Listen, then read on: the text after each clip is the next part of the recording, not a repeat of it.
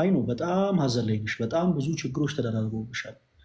የእኛን ስህተት ግን ወደ ሰዎች ስህተት ማዞር አንችልም። እመኑ፣ ልንገራችሁ፣ በሰማይ ቤት መቼም የሁላችን ዓላማ ምንድን ነው? እዚህ ውስጥ ያለን በአጠቃላይ የሁላችን ዓላማ ምንድን ነው? ኖረን ተስፋ የምናደርጋት መንግስተ ሰማያትን መውረስ ነው። መንግስት የእግዚአብሔርን መንግስት የምንወርሰው ደግሞ በመጀመሪያ በክርስቶስ ኢየሱስ በማመን ነው። ከዛ በኋላ ደግሞ እያንዳንዱ ክርስቲያን ደግሞ በበጎ ስራ መጽናት አለበት። ለሁሉ እንደየስራው የሚያስረክብ አምላክ አለ። ለዛም ነው ቅዱስ ጳውሎስ በሮሜ መልእክቱ ምዕራፍ 2 ከቁጥር 6 እና 7 ላይ 6 ላይ እንደሆነ ምን ይላል? እርሱ ለሁሉ እንደየስራው ይከፍላል፣ እንደየስራው ይፈርዳል ይላል። እንደየስራችን የሚፈርድ አምላክ አለ። አሁን ማንኛቸው እንትና እኮ እንደዚህ ስላደረጉ ነው እኔ እንትን የሆንኩት። አሁን ለምሳሌ ፈለገ አትናቴዎስ እንደው እንበልና የሴጣን ጆሮ ይደፈን፣ እግዚአብሔር አምላክ በቤቱ ያጽነው እና የሆኑ ሰዎች እኮ ስለገፉኝ ነው ከኢትዮጵያ ኦርቶዶክስ ተዋሕዶ ቤተክርስቲያን የወጣሁት ቢል የከንቱ ጩኸት ነው። ክርስቶስን የሚያክልን አምላክ ለመካዴ የሆኑ ሰዎችን ተከሳሽ አድርጌ ማቆም አልችልም። ይሄ የኔ የራሴ ድክመት ነው። ሰዎች እየገፉኝ ነበረ፣ ግን ሰዎች እየገፉኝ አልነበረም ማለት ግን አይደለም። ለምሳሌ ሰዎች ገፍተው ሊሆን ይችላል። ሰዎች ብዙ ነገር አድርሰውብኝ ሊሆን ይችላል። በጣም ብዙ አይነት አሻጥር ሰርቶብኝ ሊሆን ይችላል። ነገር ግን እነርሱን ሁሉ እነሱ የሰሩትንም ሰንሰለት በጣጥሶ የሚጥል አምላክ ስላለኝ በእምነት ልጸና ይገባል። በዚህ ምድር ላይ ያሉ ወይ ሁለት ነገር ላስታውሳችሁ። የመጀመሪያው ለምሳሌ ቅርብ ጊዜ የተወሰኑ ዓመታት በፊት በሊቢያ በረሃ ላይ የታረዱ ሰዎች ታስታውሳላችሁ? በስለት አንገታቸው ታርዶ ደማቸው የፈሰሱ ሰዎችን ታስታውሳላችሁ? ሁላችን የዚህ አይነቱ እምነት አለ ነው? የዚህ አይነቱ ጽናት አለ ነው? የለንም። እነዛ ሰዎች የደማቸው የፈሰሰው ለምንድን ነበረ? ከሁሉ በላይ መራብ አይደለም፣ መጠማት አይደለም፣ አንገትን በስለት እየታረዱ ስቃይ ውስጥ ነበሩ። ለተወሰኑ ደቂቃዎች ልክ በየቤታችሁ እንደምታርዷቸው በጎችና ፍየሎች የሲቃን ድምፅ እያሰሙ ሲሰቃዩና እጅግ በጣም ለመተንፈስ ሲቸገሩ ነበረ። የምታስታውሱ ከነበረ ማለት ነው። እነዚህ ሰዎች ወጣቶች ናቸው። ኑሯቸውን ለማሸነፍ ብለው የወጡ ኑሯቸውን ለማሸነፍ ብለው ቤተሰቦቻቸውን ለመርዳት ብለው ከሀገር ቤት የወጡ ሰዎች ነበሩ።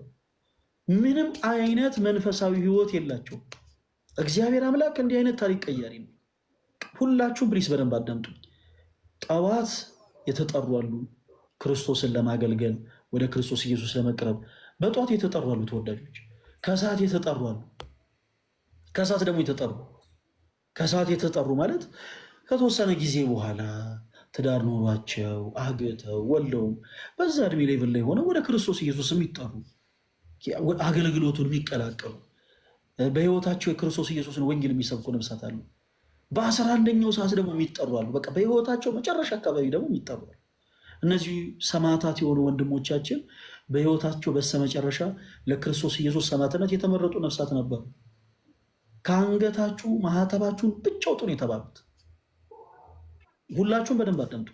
እነዛ ሰዎች የተባሉት ከአንገታችሁ ማህተባችሁን ብቻ ምን በሉ አውጡ ነበር የተባሉት። ከአንገታችሁ ማህተባችሁን ብቻ አውጡ ተብለው ማህተባችን አናወጣም የምናመልከው አምላክ ክርስቶስን አንክደውም ብለው ግን በዛ በሊቢያ በረሃ ላይ አንገታቸውን ለስለት አሳልፈው ሰጥተዋል። ልክ እንደ ቅዱሳን አባቶቻቸው። ትልቁ ችግር ምንድነው መሰላችሁ? እናንተ ከዚህ ቀደም የምትሰሟቸው ቅዱሳን የሆኑ ሰዎች ስለ ክርስቶስ የተጋደሉትን ተጋድሎ በዚህ ዘመን ያሉ ሰዎች መጋደል የማይችሉ ይመስላችኋል። ክርስቲያን የሆናችሁ ወንድሞች ሁላችሁም ልታስሩ የሚገባው ነገር በዘመነ ሰማዕታትም ጭምር ይሁን በእያንዳንዱ የክርስትና ታሪክ ላይ ቅዱሳን የተጋደሉትን ተጋድሎ ልንጋደል ዘንድ ነው። እኛ ክርስቲያን የሆኑ ልክ ክርስቶስ ዙፋኑን ክብሩን ትቶ የሰውን ልጅ ከወደቀበት ማንነት ለማንሳት ከፈሰሰበት የኃጢአት ቅባት አጥቦ ለማንጻት ሰው ሆኖ መጥቶ ክብሩን ዝቅ አድርጎ የሚፈራ ኃያል ግሩም ሆኖ ሳለ ስጋን ለብሶ በምድር ተመላልሶ የሰውን ልጅ ከዲያብሎስ ባርነት ነፃ እንዳወጣ ሁሉ እኛም ደግሞ ስለ እርሱ ብዙ ነገርን ትተን እንከተለዋለን። ስለዚህ መከራን የሚፈተኑ ብዙ ሰዎች አሉ። ይህን እንድታውቂዎት ያክል ነው። እና በዚህ ዘመን አሁን እኛ እንደው መራብ እንችላለን ወይ? እግዚአብሔር በሚያውቁ በፍጹም ቤትሽ አንችልም። መጠማት እንችላለን ወይ? አንችልም።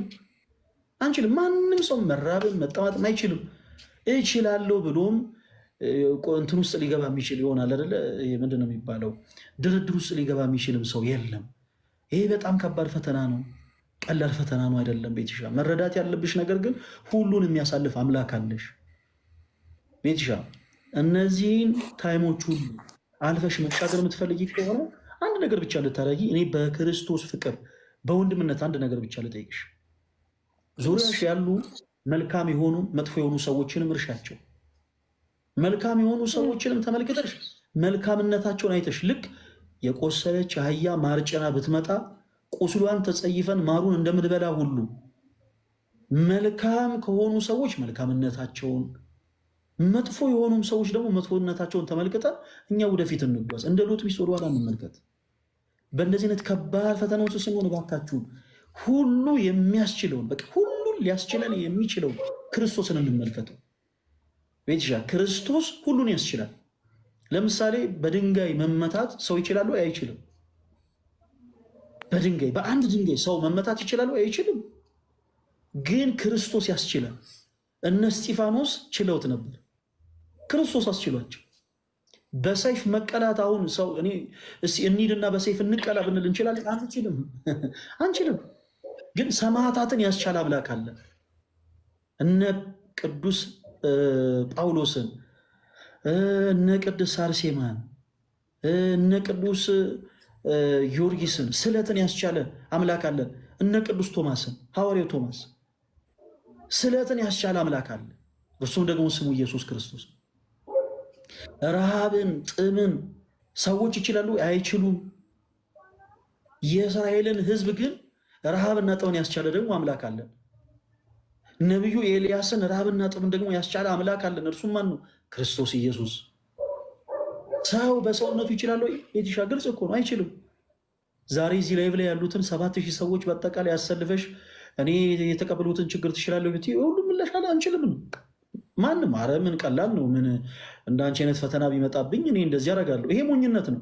ታስታውሱ ከነበረ የዛሬ ስንት ጊዜ የሆነ ሬዲዮ ፕሮግራም ላይ የሆኑ ሰዎች ትዳር ታሪክ ይቀርብና እሷ እንደዚህ ያደረገች እሱ ደግሞ እንደዚህ ያደረገ እና እንደው እናንተ ብትሆኑ ምን ታደርጋላችሁ ተብሎ ፕሮግራም ሆኖ ይቀርባል። እና የተለያዩ ሰዎች እኔ በሆን እንደዚህ ያደረግ ነበር ይላል። እና የተለያዩ ሰዎች ደግሞ ከነሱ ተሞክሮ ሰምቶ የሆነ ውሳኔ ለመወሰን ይላሉ። በጣም ስህተት ነው። እውርን እውር ሲመራው ይባላል። በመጀመሪያ ማንም በቆምበት ቦታ ላይ ሊቆም አይችልም።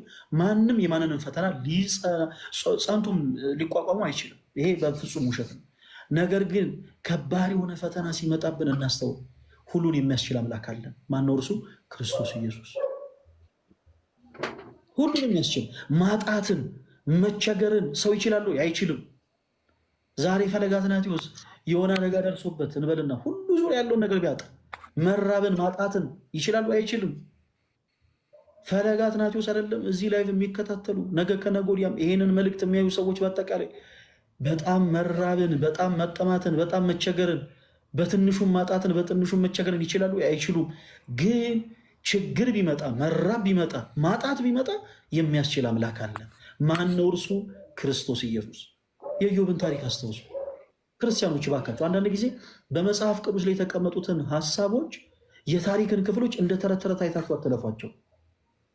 የቅዱሳኑ ተጋድሎ የተቀመጠልን የእነሱን ተጋድሎ ተመልክተን እኛ እንድንጸና ዘንድ ነው። በዚህ ዘመን ምሳሌ የሚሆንን ሰው ስለሌለ፣ በዚህ ዘመን ለእኛ ምሳሌ ሊሆን የሚችል ሰው ስለሌለ የቅዱሳኑ ታሪክ አለ። ኢዮብን ምሳሌ እንዳደርግ 11 ልጆቹን አጣ፣ ሀብት ንብረቱን አጣ። አቶ ግን መጽናትን፣ አቶ ግን ጊዜን ማሳለፍን አስችሎ ታየን። በማን? በእግዚአብሔር። ስለዚህ መርሳት የለባችሁ የእግዚአብሔር ጸጋ ከሁላችን ጋር ነው። በዚህ አጋጣሚ ተርባችሁ ያላችሁ፣ ተጠምታችሁ ያላችሁ፣ በእስር ላይ ያላችሁ፣ ታርዛችሁ ያላችሁ፣ በስደት ላይ ያላችሁ፣ በስደት ላይ በባዳ ሰው መከራ እየደረሰባችሁ ያላችሁ፣ ተቸግራችሁ ያላችሁ፣ ታማችሁ ያላችሁ፣ ተጨንቃችሁ ያላችሁ፣ በአልጋ ላይ የወደቃችሁ፣ በደዌ ዳኛ የተያዛችሁ፣ ተጎሳቅላችሁ ያላችሁ፣ ብዙ ነገር አጣችሁ ያላችሁ፣ አግኝታችሁ ወደ ታች ወርዳችሁ ያጣችሁ ሁላችሁ እንዳትረሱ። ሁላችንንም አተን ጭምር ተረበን፣ ተጠምተን፣ ቸግረን፣ በእስር ላይ ሆነን ኢቭን አውሬ በሚመላለስበት ጫካ ላይ ሁሉ ተጥለን ዛሬን አልፈን እንድኖር የፈቀደልን እግዚአብሔር ነው። ስለዚህ እንዳትረሱ፣ የእግዚአብሔር ጸጋ ከኛ ጋር ነው። ቤትሻ መርሳት የለብሻል። የእግዚአብሔር ጸጋ ከአንቺ ጋር ነው። ጤናማ የሆነ ልጅን የሰጠሽ ማን ነው? ቤቲ ፈጣሪ እግዚአብሔር ነው። የዚህ ልጅ ግን እኛ አናውቅም። እግዚአብሔር አምላክ በልጅሽ ምን አይነት እድል እንደሚያመጣ፣ በወለድሽው ልጅ እንዴት እንደሚባርክሽ፣ በወለድሽው ልጅ ምን አይነት ነገርን በህይወትሽ እንደሚያመጣ እኛ አናውቅም። እንዲህ አይነቱን ጤናማ ልጅ የሰጠሽ እግዚአብሔር ነው። የእግዚአብሔር ጸጋ ከአንቺ ጋር እንዳለ ትልቁ ማሳያ ልጅ ነው። እስትንፋስሽ ተኝተሽ ነበረ ትናንት፣ ዛሬ ተነስተሻል። ዛሬ መሽቷል፣ ዳግም ትተኛለሽ፣ ስጋሽን ታሳርፊያለሽ። ነገ በጧት ትነሻለሽ፣ የነገዋን ፀሐይ ትመለከቻለሽ። የነገዋን ፀሐይ ጭምር እንድታይ ያደረገሽ ማን ነው? እግዚአብሔር። የእግዚአብሔር ጸጋ አሁንም ከአንቺ ጋር አለ ማለት ነው። ጊዜውን ጠብቆ ግን ይህንን የመከራ ጊዜ የሚያሳልፍበት ወቅት አለ። ሁሌ ተቸግረሽ፣ ሁሌ ተጨንቀሽ ትኖሪያለሽ ማለት አይደለም ቤትሽ። እና ፕሊስ በቃ በዙሪያችን ያሉትን መጥፎ የሆኑ ሰዎችን መመልከት እናቁም። በጣም ደግሞ በድሎት የሚኖሩ መልካምም የሆኑ ሰዎች ቢሆኑ የእነሱንም ነገር መመልከት እናቁም። የማይረሳን አምላክ እንዳለን እንመልከት። ሙሽራው ገብረ ክርስቶስ የተባለ ጻድቅ አባት በጣም የሚገርማችሁ ነገር እንደው በጌታ ቤትሻ የእሱን ታሪክ አንድ ጊዜ ብቻ ልንገርሽ። ሙሽራው ገብረ ክርስቶስ በቤተክርስቲያናችን ካሉ ቅዱሳን አንዱ ነው እና በ14 ያው ወርሃዊ ክብረ በዓሉ ይከበራል። ይህ ቅዱስ በቆስጥንጥንያ ሀገር የነገስታት ቤተሰብ አባቱ ቴዎዶስዮስ፣ እናቱ ደግሞ መርኬዛ ትባላለች። ታሪኩን አሳጥሬ ነው የምነግራችሁ ተወዳጆች። እና ከልጅነቱ ይህ ሰው በምናኔ ህይወትን መኖር ይሻ ነበረ።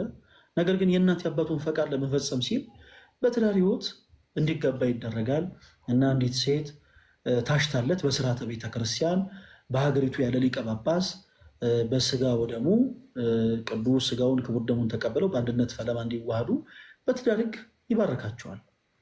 ከዛ በኋላ ግን በስጋ ያገባትን ያችን ሴት አስፈቅዶ ወደ መናኔ ህይወት ይሄዳል። ወደ መናኔ ህይወት ታሪኩን አሳጠሪ ነው የምነግራችሁ። ወደ መናኔ ህይወት ሲሄድ ከሀገሩ እጅግ በጣም ብዙ ምዕራፍን ተጉዞ አርማንያ ውስጥ ባለች በአንድ ቤተክርስቲያን ውስጥ ረዥም ጊዜ ተጋድሎ ነበር። በጣም የሚገርማችሁ በቤተክርስቲያኑ አጥር ስር ሆኖ እንደኔ ቢጤ ቁጭ ብሎ ይለምን ነበር። እንደኔ ቢጤ ቁጭ ብሎ ይለምን ነበር። ረዥም ጊዜ በተጋድሎ ልክ እንደዚህ ነው ያሳለፈው። ክርስቶስ ኢየሱስን በህይወቱ እያመሰገነ፣ ክርስቶስ ኢየሱስን በህይወቱ እያከበረ፣ የምናኔን ህይወት ገንዘብ አድርጎ ዓለምን ንቆ ዓለምም ንቀው ተራ ሰው ሆኖ በአንዲት አርማንያ ውስጥ ባለች ቤተክርስቲያን አጠገብ ከሰዎች ምጽዋትን እየተቀበለ ነበር የኖረው። ያገኛት ምጽዋት ደግሞ እርሱ መልሶ ለሌሎች ነዳያን ያከፋፍል ነበር እና ከብዙ ጊዜ በኋላ ወደ አባቱ ግዛት ይመለሳል። ሌላ ጊዜ ታሪኩን በስፋት እነግራችኋለሁ። እና ወደ አባቱ ግዛት ሲመለስ የአባቱ ወታደሮች አላወቁትም። በሱ ላይ ምራቃቸውን ጢቅ ያደረጉበት ነበር፣ ቆሻሻ ይደፉበት ነበር፣ የስጋ ልፋጭ ይጥሉበት ነበር። የቤተ መንግስት ውሾች ደግሞ ስጋውን እናነሳለን እያሉ ስጋውን ያባዝቱበት ነበር። ገብረ ክርስቶስ እንዲህ ባለ መከራ ሲሆን አንድ ጸሎት ነበር የጸለየው። ጌታዬ ሆይ ወደማትጠላኝ ወደማትጸየፈኝ ወደ አንተ እመጣ ዘንድ ፍቀድልኝ ያለው። ክርስቲያኖች ከባድ ፈተና ቢበዛባችሁ ዙሪያችሁ ያሉ ሰዎች በአጠቃላይ ለምን እንደ እሳት እየነደዱ አይከቧችሁም? እንዳትረሱ የማይጠላችሁ የማይጸየፋችሁ አምላክ አላችሁ። ሰው እኮ በጣም በሚገርም ሁኔታ አንዲት ሴት አልወደደችኝም ብሎ ራሱን ሊያጠፋ ይሞክራል። አንዲት ሴት አንድ ወንድ እኔን ጠልቶኛል ብላ እኮ አንዲት እህት ራሷን ልታጠፋ ትሞክራለች። ክርስቲያኖች ዓለም በአጠቃላይ እኩል እሳት እያነደደ ቢጠላችሁ፣ ዓለም በአጠቃላይ ፊቱን ቢያዞርባችሁ፣ ዓለም በአጠቃላይ ከፍ ዝቅ አድርጎ ቢገለምጣችሁ እንዳትረሱ የማይጠላችሁ የማይጸየፋችሁ አምላክ አለ። እርሱም ደግሞ የጌቶች ጌታ የአምላኮች አምላክ የንጉሶች ንጉስ የሆነው ክርስቶስ ኢየሱስ ነው። ስለዚህ ቤቴ እንዳትረሺ። ሰዎች ፊታቸውን ሊያዞሩብሽ ይችላሉ። ሰዎች እንድትራቢ፣ እንድትጠሚ፣ በጣም ብዙ ነገርን ሊያደርሱብሽ ይችላሉ። ነገር ግን እንዳትረሺ፣ በአንቺ ላይ የማይጨክን እያንዳንዱ ያፈሰሻትን እንባ ለክቶ በዛው ልክ በአንቺ ላይ ቸርነቱና ምሕረቱን የሚያዘብ ደግ ሩህሩህ አምላክ አለሽ። ይህንን መርሳት የለብሽም። እስከዛው ድረስ ግን በእምነታችን ጸንተን ልንቆም ይገባል። የሚደርስብን መከራ ከባድ ነው። አዎ ከባድ ነው። የሚደርስብን ችግር ከባድ ነው። አዎ ከባድ ነው። ነገር ግን መርሳት የለብንም። ሰው ነው። ሰው ፊቱን ሊያዞርብን ይችላል። ዛሬ የተደገፍነው ነገ ሊንሸራተትብን ይችላል። ዛሬ ጸንተን የቆምንበት መሬት ሊሸራረፍና ሊንቀጠቀጥ ይችላል። ክርስቶስ ግን ጽኑ የሆነ አለት፣ ምንም ነገር ሊለውጠው የማይችል፣ ምንም ነገር ሊያናውጸው የማይችል ትልቁ አለታችን ነው ክርስቶስ። ስለዚህ እርሱን እንደገፍ። ቤቲሻ ከዚህ በኋላ በከንቱ እንዳታፈሺ። በመጀመሪያ ደረጃ እዚህ ውስጥ ያላችሁ ኦርቶዶክሳዊ የሆናችሁ ፕሮቴስታንት የሆናችሁ እህቶች፣ ወንድሞች በአጠቃላይ ሁላችሁ እህታችን ቤቴን እንድታግዟ ትፈልጋለሁ። ቅድም እሷም ስትል እንደነበረው አንዳንድ ጊዜ አጠገባችሁ ሰው ተርቦ እያደረ እናንተ ጠግባችሁ መብላታችሁን ልትታዘቡት ይገባል። ክርስቲያኖች ስለ እውነቴን ነው የምላችሁ። አጠገባችሁ ሰዎች በጣም በብዙ መከራ እየተሰቃዩ የእናንተን ደግሞ ዝም ብሎ እንደው ሁሉን ነገር በሳቅና በፌሽታ አሳልፎ ማለፍን በጣም ልትታዘቡት ይገባል። ክርስቲያኖች ዛሬ የምታደርጓት መልካም ስራ ለነገ ለእናንተው ብድር ነች። መልካም ስራን የሚሰራ በአጠቃላይ ለክርስቶስ እያበደረ እንደሆነ ማወቅ መረዳት አለበት። ቤቲ ቅድም ጠይቃኝ ነበረ፣ ተርበህ ታውቃለህ ወይ ተጠምተህ ታውቃለህ ወይ ብላ። ብዙ ነገር በነገራችሁ ደስ ባለኝ። ክርስቲያኖች ከዚህ ቀደም ታስታውሳላችሁ። ይህን ብቻ ነገር ልንገራችሁ።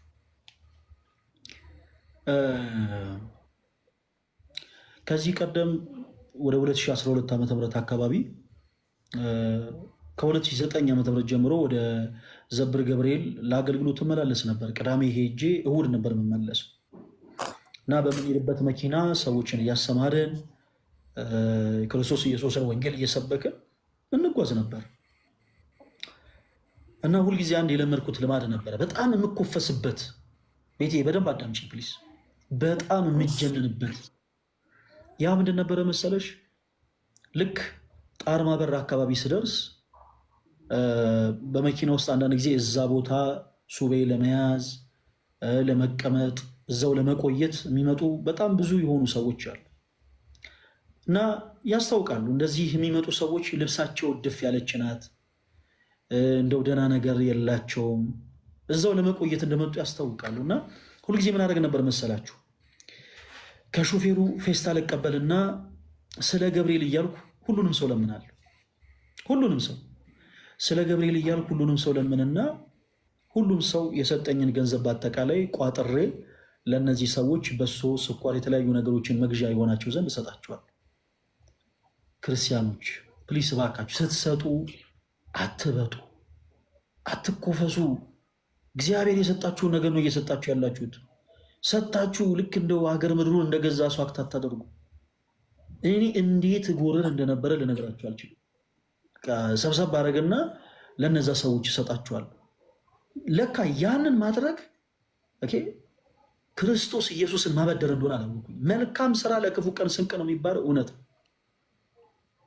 ረዥም ጊዜ በተደጋጋሚ ያንን አደረግኩ። 2009 ዓ.ም ጀምሮ 2012 ዓ.ም ድረስ ያንን ሳደርግ ኖርኩኝ እና 2012 ዓ.ም ሐምሌ 19 ዘብር ገብርኤል ለመሳለም እንሄድና እንደ አጋጣሚ ስንመለስ ባልታሰበ ሁኔታ የመኪና አደጋ ደረሰብን።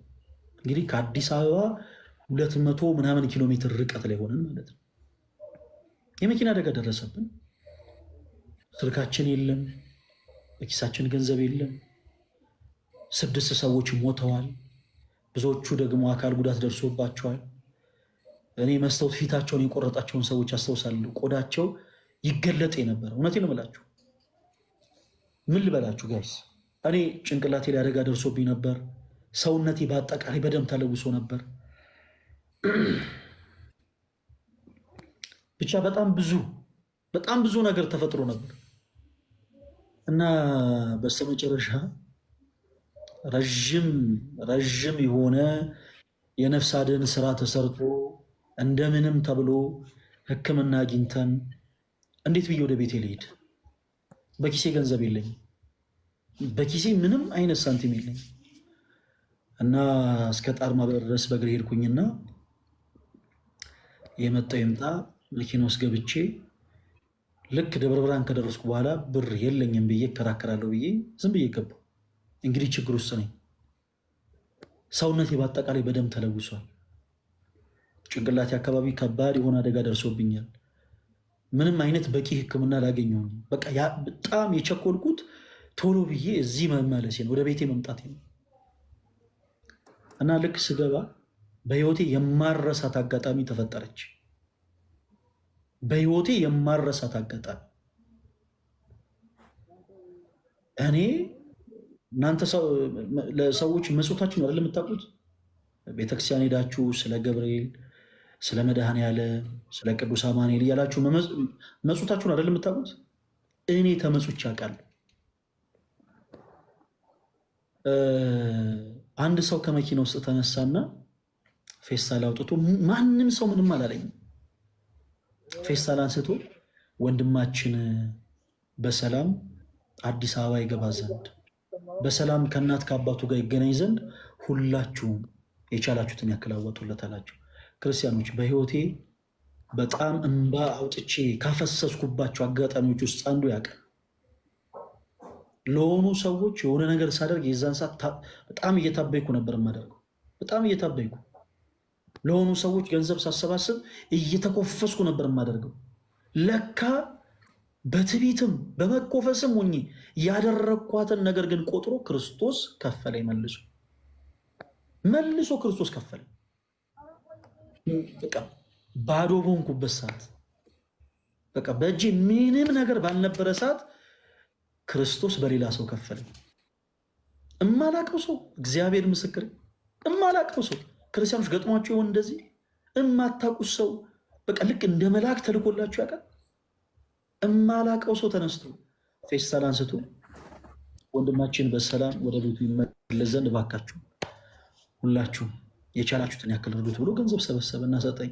በህይወቴ ስቅስቅ ብዬ ያለቀስኩበት የመጀመሪያው ቀን ያውቃል። እንደውም አስታውሳለሁ የዛን ጊዜ ደብረ ብርሃን ደርሼ ከተሰበሰበልኝ ገንዘብ አውጥቼ እንደው ለመክፈል ስሞክር ረዳቱ በእድሜ ከኔ የሚያንስ ልጅ ነው እና መቤቴን አልቀበልም ብሎ እንደማለልኝ አስታውሳለሁ። እና እመኑ እናንተ የምታደርጓት መልካም ነገር ዞሮ የሚከፍላችሁ ራሳችሁ ነው። ዞሮ የሚከፍላችሁ ራሳችሁ ነው። ግድ የላችሁ። የተራበ ሰው ስትመለከቱ እባካችሁ ዝም ብላችሁ የምትሰጡት ነገር ብታጡ ከንፈራችሁ የምትጠጡለት፣ ከንፈራችሁን እንኳን የምትጠጡ የምትሰጡት ነገር ብታጡ፣ እናንተም እንደሱ የተቸገራችሁ ብትሆኑ፣ እናንተም ያጣችሁ እንኳን ብትሆኑ ግድ የለም ከንፈራችሁ የምትጠጡለት። እባካችሁን ጸጥ ብላችሁ የተቸገረን ሰው አትለፉ። ጸጥ ብላችሁ የተራበን ሰው አትለፉ። እና ክርስቲያኖች ሁላችሁም ቤቲሻን ሁላችሁም ሰፖርት እንድታደርጓ ትፈልጋለሁ። ቤቲሻ ቀጣይ ሳምንት የሚኖረን የኦርቶዶክስ የመልቃም ወጣት መርሃ ግብር ላይ አርብ ማታ ማለት ነው። ልክ እንደዚሁ እንድትቀሪ አልፈልግም፣ እንድትመጪ እፈልጋለሁ። እሺ፣ በዛች አንድ ሳምንት ውስጥ ምን አይነት ለውጦች እንደመጡ፣ ምን አይነት ነገሮችን እንዳገኘሽ፣ ምን አይነት ውሳኔዎችን እንደወሰንሽ እንድትነግሪን እንፈልጋለን። በቃ ዛሬ ከአንቺ የምንፈልገው የተወሰኑ ነገሮችን ነው። ቅድም እንዳልኩሽ ዙሪያሽ ያሉ ሰዎችን በአጠቃላይ እርሻቸው የማይረሳሽ አምላክ እንዳለ አስታውሺ። የፈሰሰው እንባሽን በአጠቃላይ ቆጥሮ የሚሰጥሽ አምላክ እንዳለ አስታውሺ። እርሱን ተስፋ አድርገሽ ብቻ መንገድሽን ቀጥይ ቤትሽ። ከዛ በመቀጠል ደግሞ ስትጨነቂ፣ ውስጥሽ አንዳንዴ ሲረበሽ ቤት ውስጥ አትቀመጭ። እሺ፣ በዚህ አጋጣሚ ሌሎቻችሁ ፕሊስ እባካችሁ ቤት ውስጥ አትቀመጡ። ይሄ አንዳንድ ጊዜ ቤት ውስጥ መቀመጥ በራሱ ብቻችሁን በጣም መጥፎ። ብቻችሁን ቤት ውስጥ አትቀመጡ። ቤትሻ ብቻሽን ቤት ውስጥ እንዳትቀመጪ። ስትጨነቂ በጣም ብዙ ነገር ሲከብድሽ ተነስተሽ ለ2 ደቂቃ እመኝም ቤተክርስቲያን ገብተሽ ጸጥ ብለሽ ቁጭ በይ። እዛ ያለው ነፋስ ራሱ ዓለም የነጠቀሽን ሰላም የሚመልስ እና ቤተክርስቲያን ሄደሽ አጣሽውን ሰላም ለማግኘት የተበተነ ሀሳብሽን ለመሰብሰብ በቻልሽው አቅም ወደ ክርስቶስ ኢየሱስ እንድትቀርቢ በልዑል እግዚአብሔር ስም እጠይቃለሁ። እነዚህን 2 ነገሮች ብቻ ተቸገሪልኝ። ቀጣይ ሳምንት አርብ ደግሞ ያው በክርስቶስ ፍቅር እንደማትቀሪ ተስፋ አደርጋለሁ። ሁላችንም እዚህ ውስጥ ያለነው በአጠቃላይ እንወድሻለን። እሺ ቤቲ። እሺ አመሰግናለሁ። አንድ ጥያቄ ለሁላችሁም ለምታዳምጡኝ በሙሉ፣ እኔ በአሁኑ ሰዓት የምፈልገው ከምንም በላይ ጸሎት ነው። ጸሎት በጣም ያስፈልገኛል። ምክንያቱም ከባድ ጭንቀት ውስጥ ነኝ እና ያው በእመቤታችን በቅድስት ኪዳነ ምሕረት በመድኃኔዓለም በቀራንዮ ንጉሥ ቢያንስ አንዳንድ ሰላም ለኪ እየደገማችሁ አስቡኝ። እንግዲህ ሳምንት እግዚአብሔር ለዛ ያድርሰን። የእውነት እግዚአብሔር ለውጥ ያሳየኛል ብዬ ተስፋ አደርጋለሁ። ምስክርነቴን ለእናንተ አደርሳለሁ። ግን የምር ከማናችሁ ቢያንስ በቀን አንድ ሰላም ለኪ ብታስቡኝ ብዬ እማጸናችኋለሁ። እግዚአብሔር ከሁላችን ጋር ይሁን። አሜን አሜን። ቤትሻ በጣም ነው የምናመሰግነው፣ እንወድሻለን። በዚህ አጋጣሚ እኔ ጋር ስትመጡ ለቤትሻም ሳትወጪ ለሌሎችም ለማስገባቸው ሰዎች አንድ ነገር ለማስታወስ እፈልጋለሁ። ጤናማ የሆኑ ሰዎች እንዳሉ ሁሉ አንዳንዴ በሽተኛ የሆኑ ሰዎች ደግሞ አሉ።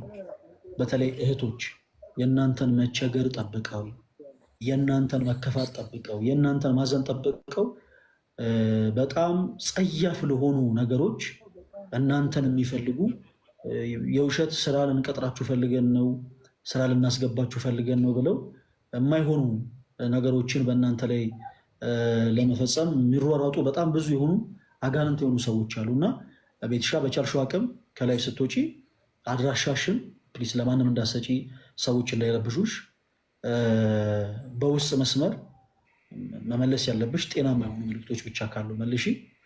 እንግዲህ ጌታ ይርዳንና ቀጣይ ሳምንት አርብ ደግሞ እንገናኛለን። ሰላም ሁኚልን። እሺ ቤቲ።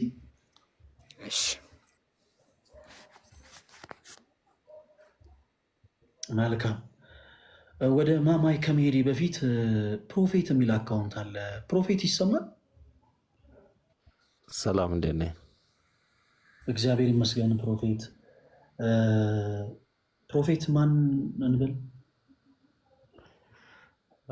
ትክክለኛ ስሜ ያው ዮናስ ነው። ኦኬ ፕሮፌት ዮናስ። ከየት ቤተ እምነት ነው የመጡት ፕሮፌት? ጴንጤ። ኦኬ እሺ፣ ከጴንጤ ምን ሊሉን ነበረ ገስ የላኩልን ፕሮፌት? እያዳመጥኩ ነበረ። በጣም ጥሩ ነገር ነውና እኔም መማር ፈልጌ ነው በዚሁ። መልካም። ከእርሶ ጋርማ እንመማራለን፣ ግን የምንመማረው መጽሐፍ ቅዱስ የሆኑ ሀሳቦችን ነው ይመስለኛል። እርሶ ባሉበት ቤተ እምነት አገልጋይ ነው አይደል ፕሮፌት?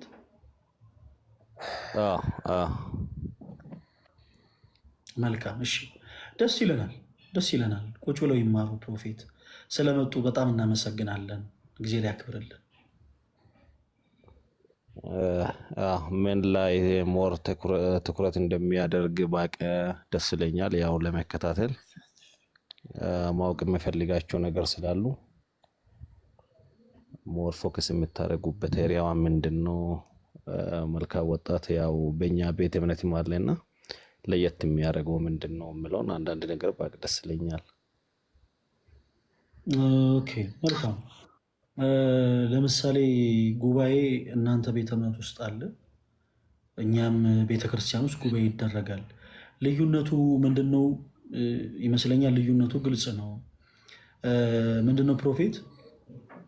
እኛ በክርስቶስ ኢየሱስ ምናምን ኦርቶዶክሳውያን ፕሮቴስታንት የሆኑ ወይም ደግሞ የፔንቴኮስታል እምነት ተከታይ የሆኑ ሰዎች በአጠቃላይ ድነዋል ብለን አናምንም። በጨለማ ውስጥ ናቸው ብለን እናምናለን። እንዲህ ስንል ከክፋት አይደለም። እንዲህ ስንል እነሱን ለማናደድ እነሱን ለማበሳጨት ፈልገን ሳይሆን እነሱን እጅግ በጣም ስለምንወዳቸው እንደው በተጨማሪም ደግሞ ልባቸው እውነተኛውን ጌታ ኢየሱስ ክርስቶስን እንደሚሻ ስለምናምን እውነተኛውን ኢየሱስ ክርስቶስን ያገኙት ዘንድ በቻልነው አቅም የፍቅር ጥሪ ሁልጊዜ እናቀርባለን። ለምሳሌ አንድ ፕሮቴስታንት የሆነ ሰው በአደባባይ ወጥቶ ኢየሱስ ይወዳችኋል ብሎ የሚጮህ መቼም ኦርቶዶክስ የሆኑ ሰዎችን ጠልቶ አይደለም፣ እርሱ የገባውን እውነት ሌሎች ሰዎች እንዲያውቁ ነው። በተመሳሳይ እኛም በክርስቶስ ኢየሱስ የምናምን የዚህ ቅዱስ ቤተክርስቲያን ልጆች ሆነን በአጠቃላይ ኦርቶዶክስ አማኝ ሆነው በተለያዩ አይነት ልምምዶች ውስጥ ከቅዱስ ቤተክርስቲያናቸው አስተምሮ የሸሹ በጣም ብዙ ነፍሳቶች አሉ። ከባድ በሆኑ ልምምዶች፣ ከባድ በሆኑ ሱሶች ውስጥ፣ በጣም ከባድ በሚባሉ ነገሮች ውስጥ ገብተው ያሉ ብዙ ነፍሳቶች አሉ። ስለዚህ ኦርቶዶክሳዊ መልካም ወጣት የሚለው መርሃ ግብር እነዚህ እህት ወንድሞቻችንን ካሉበት መጥፎ የሆነ ልምምድ ነፃ እንዲወጡ የሚያደርግ ነው። በተመሳሳይ ፕሮቴስታንት የሆኑ ሰዎችም አሉ፣ በጣም ብዙ በውስጥ መስመርኛን የሚያወሩ ለምሳሌ ብዙ ጊዜ ሰላማቸውን አጥተው በጣም በብዙ ነገር ተጨንቀው ኢቨን ህብረት በሚያደርጉበት ቤተ እምነት ውስጥ እንኳን ሳይቀር ህብረት ለማድረግ ሞክረው እንኳን ያጡትን ሰላም ያላገኙ እዛ ያለው ድምፅ፣ እዛ ያለው ጫጫታ አየር በቃ ሁሉም ነገር ለእነሱ ሰላም ሳይሰጣቸው በጣም የተጨነቁ ብዙ ነፍሳቶች አሉ። ለምሳሌ ግብረ ሰዶም የሆኑ ሰዎች አሉ። በከባባድ ሱሶች ውስጥ ያሉ ፕሮቴስታንቶች አሉ። በከባባድ ልምምድ ውስጥ ያሉ ፕሮቴስታንቶች አሉ። የጴንቴኮስታል እምነት ተከታዮች አሉ። ስለዚህ እነሱንም ጭምር ካሉበት ልምምድ ነፃ እንዲወጡ የማድረግ ዓላማ አለን ማለት ነው። ማን? እኛ ኦርቶዶክሳውያን።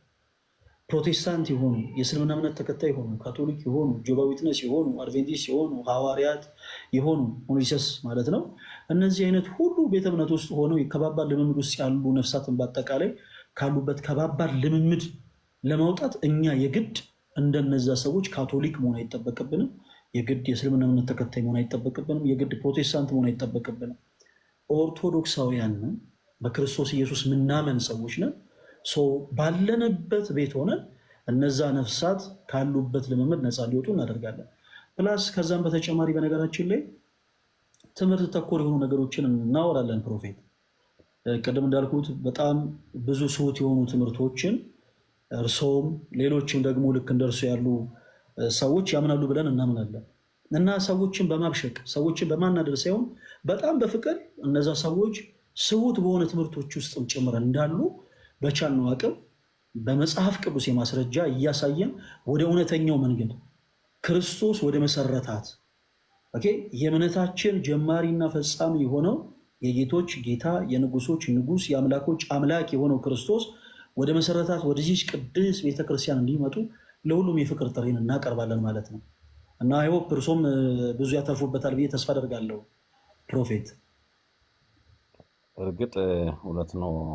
ለረጅም ጊዜ ይከታተላቸዋለሁ ብዙ ዲቤቶችንም እያየው ነው እና ያው እኔም በአንተ እርጋታ አንተ ጋር ባለው ሰላም ትሁትና አሴት አደርጋለሁ። ለዛውም ነው ቁጭ ብዬ ረጅም ሰዓት እየተከታተልኩ ያለሁትና ትምህርቶችን እከታተላለሁ። ያው ከዚህ በኋላ በካድም አገኛቸዋለሁ ብዬ አስባለሁ። ያው አሁን አዲስ አበባ ስላልሆንኩ ነው። ደስ ይለናል።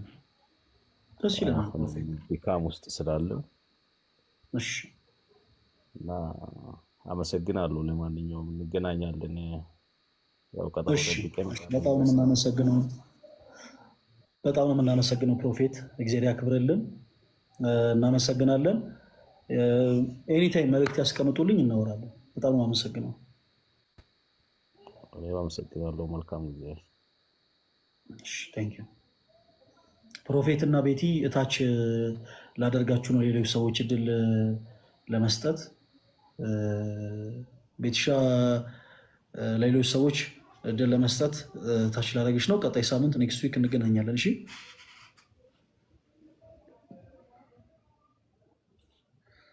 አይሆፕ እንደሰሙን። እሺ ማማይ እንዴት አለሽ? ሰላማችሁ ይብዛ። ፈለገ ከታችም ከላይም ያላችሁ ሰላም ለእናንተ ይሁን። በዚህ ቤቴን ዘግቼ ነው የመጣሁት ብለህ ታምናለህ ፈለገ? እኔ ልጆቼን መስዋዕት አድርጌ እንዴ አረኛ ምን መጣ ነበረ ብትነግሩ። የምር የሆነ ሰው ሊያገኝ ይፈልጋል ምናምን እና እሱ ቤት ገብተሽ እንድታገናኝልኝ ፈልጋለሁ ምናምን ብሎ ችግሩን ነግሮኝ ይኸው የዮሴፍ የሚለው ልጁ አለ ወንድማችን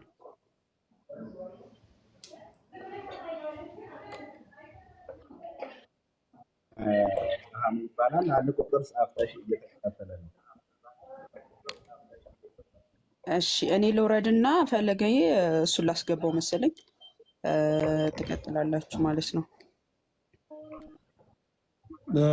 ችግር የለውም። ኦኬ እስቲ በሾ መጽሐፍ አንድ ቁጥር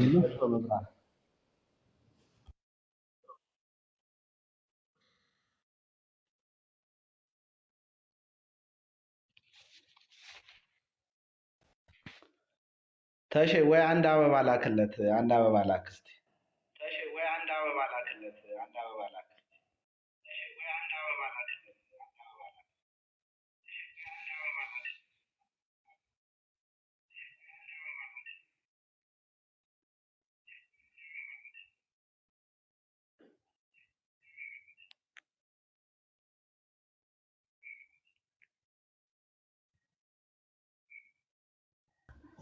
እሺ እስከዛ ሌሎች ሰዎች እድል ልስጥ አይደል?